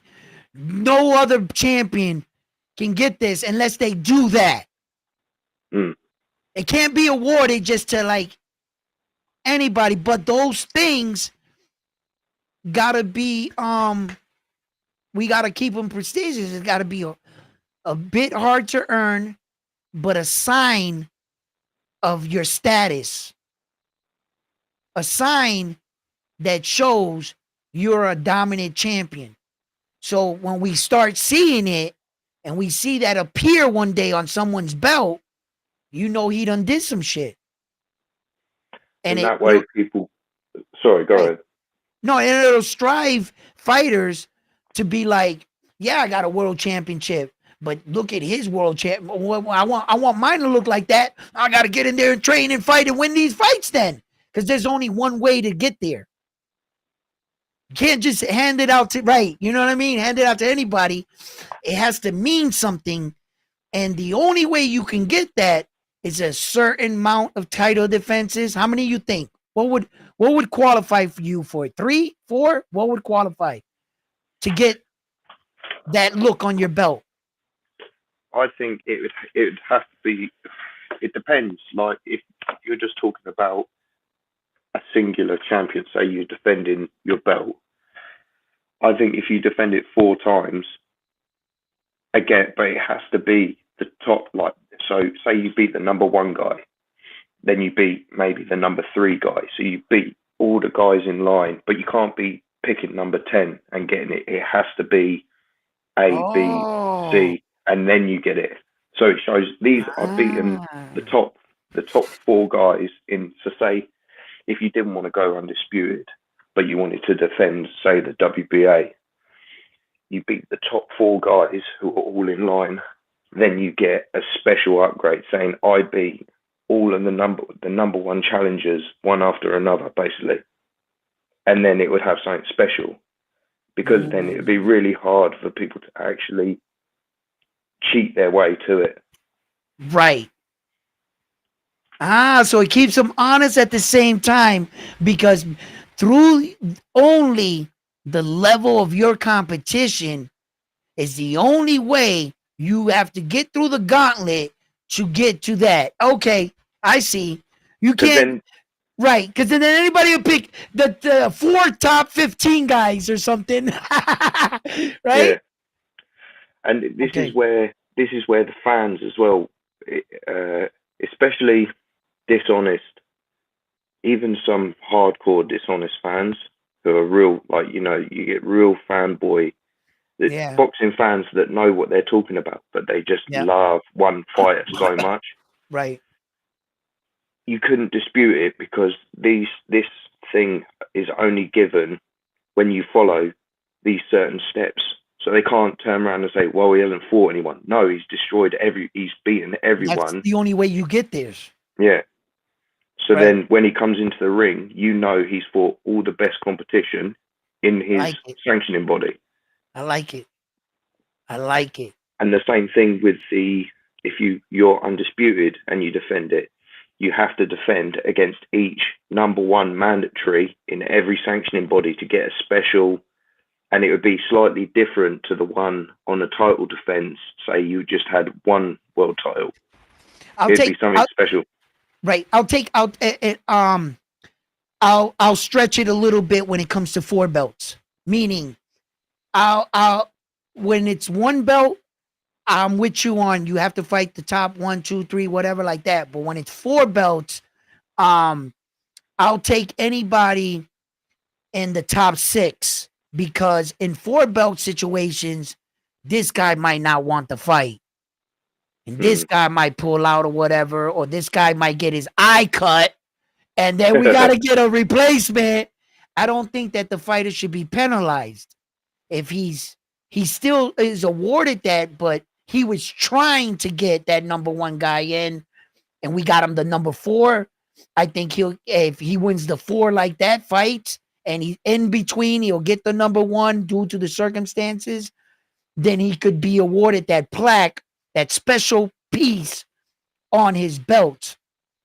But I wouldn't hold him to number one when it's 4 belts, because sometimes people get cuts in their eyes and they don't want, like you said. So I'm just implementing that. Yeah, I I like that idea because as long as if something unforeseen happens, but then there's so many variables. Like for instance, people were complaining that Inoue fought Yu Jun Kim, but what people haven't looked into is that Picasso said Ohashi's team reached out to him and said, "Would you be willing to take the fight?" And they said they couldn't take it on a 2 weeks notice. They wouldn't Right. take it on 2 weeks notice. So they reached out to the number one guy, and the whole MJ stuff. He's a Muslim, isn't he? So Ramadan is now. So he wouldn't have taken that May fight anyway, because he'd be depleted the same way Bakram Murtazaliev was in his last fight before the Tim Tszyu fight. He fought during Ramadan, so he was fasting, but he Mm, still won. He still won that fight. right. But it's a disadvantage when you've got a religion that you got to keep the practices up. You know, you know, these what we've been talking about today, man. Sometimes I wish some people would that with the powers to be that got the powers to change things would like listen to some of us, but the odds of that ever happening, of trying to come up with ways to make this sport a bit more honest, a bit more on the level, and what's right is right. If you made it up the ranking system, well then damn it, you should get a crack at a title. About the scoring thing, I like that. Yeah, you might want to take it out of the ring so the boxer can't, because if they don't know, they'll still keep fighting good. Um, I do want it up on their home houses and stuff, or maybe by the 10th round or something, or the ninth, like it goes away, and I don't know, and then we find out. I don't know, but that would bring us back to the we didn't know anyway, and you're giving me 3 rounds to cheat anyway or change it. The reason why I wanted it was to keep these officials honest that are so mysterious in the sport of boxing and have so much power, and nobody can't tell them shit. So, and these are a lot of things, and the belt situation and the when and the where we want these fights, and Turki Alalshikh with TKO promotion and what this means for the sport. We touched on a lot of these debates, and I think that we talked about a lot of good things, and it's all opinion based. This episode right here wasn't about boxing in particular and the sweet science. It was more about opinions and what the fans want from the sport. What are you asking from the sport? And are you do you want change? And change can come in the way of better refereeing, less belts. Which way do you want change to happen? What would please you and what would make it right? So, maxing the boxing community, put it in your comments below. Let us know. Maybe one day, somehow, someone would watch this video and they could take our ideas as long as they put it to work. I don't need credit for anything. As long as I'm seeing what I would like to happen in the sport actually take place. And I will grab satisfaction from that. I'm not a really hard man to please, but I'm not the one to bullshit. I'm not going to allow someone to piss down my back and tell me it's raining. That's not happening. And I'm going to question everything. On my show, I'll come on. I'll always give you the good, the bad, and the ugly. I always play the devil's advocate, and I always tell you what you think about it. Because technically, I'm just a fan just like you. The only thing I have to report to all of boxing. Usually, I'm forced to talk about what's trending. People don't want to know about, you know what I'm saying? Isaac Pitbull Cruz's first fight. Can't make a documentary about that.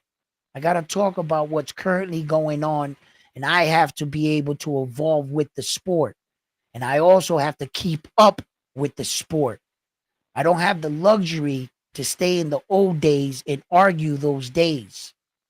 I have to keep moving because this is what I choose to do.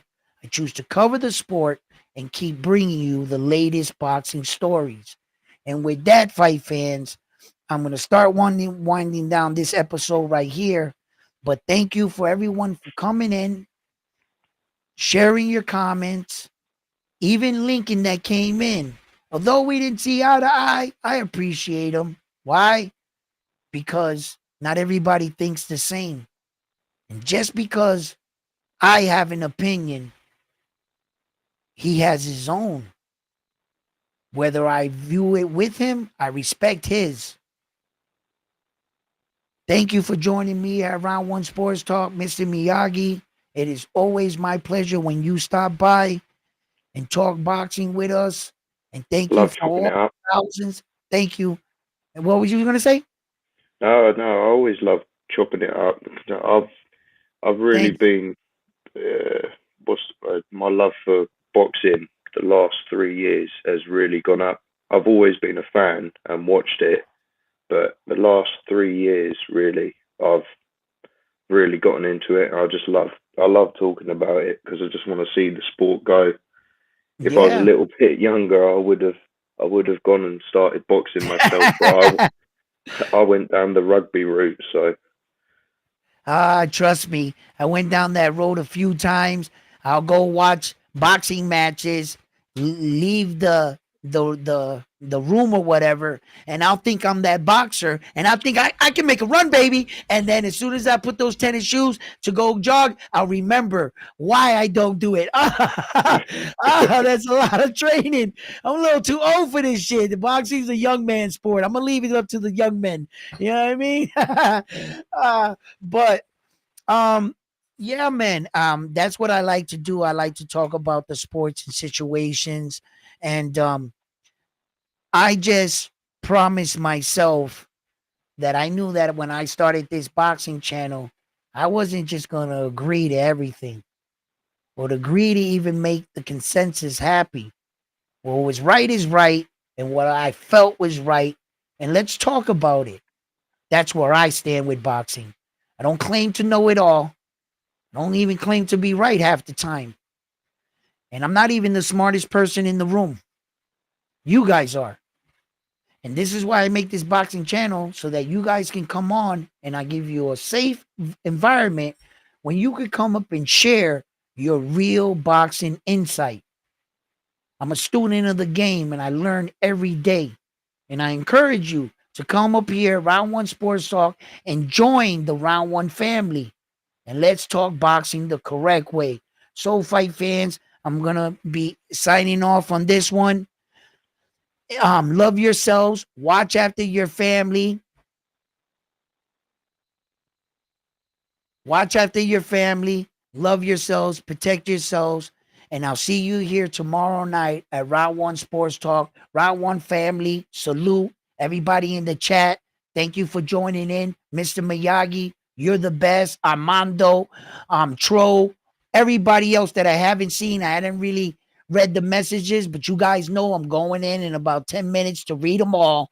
All right. And I will be answering them all individually like I always do on every episode. I got to get better with the reading. I'm off, but the eye doctor appointment hasn't been made. Yo, I am a sucker. I got to fix this shit. Oh, this is bad. But I love you guys and I do it for you guys and I do it for the love of the sport. Join me here at Round One Sports Talk. If you feel the same way I do, please don't forget to hit that like button. And if you haven't, I invite you to subscribe to the channel. Fight family, you guys are the best. GG, baby.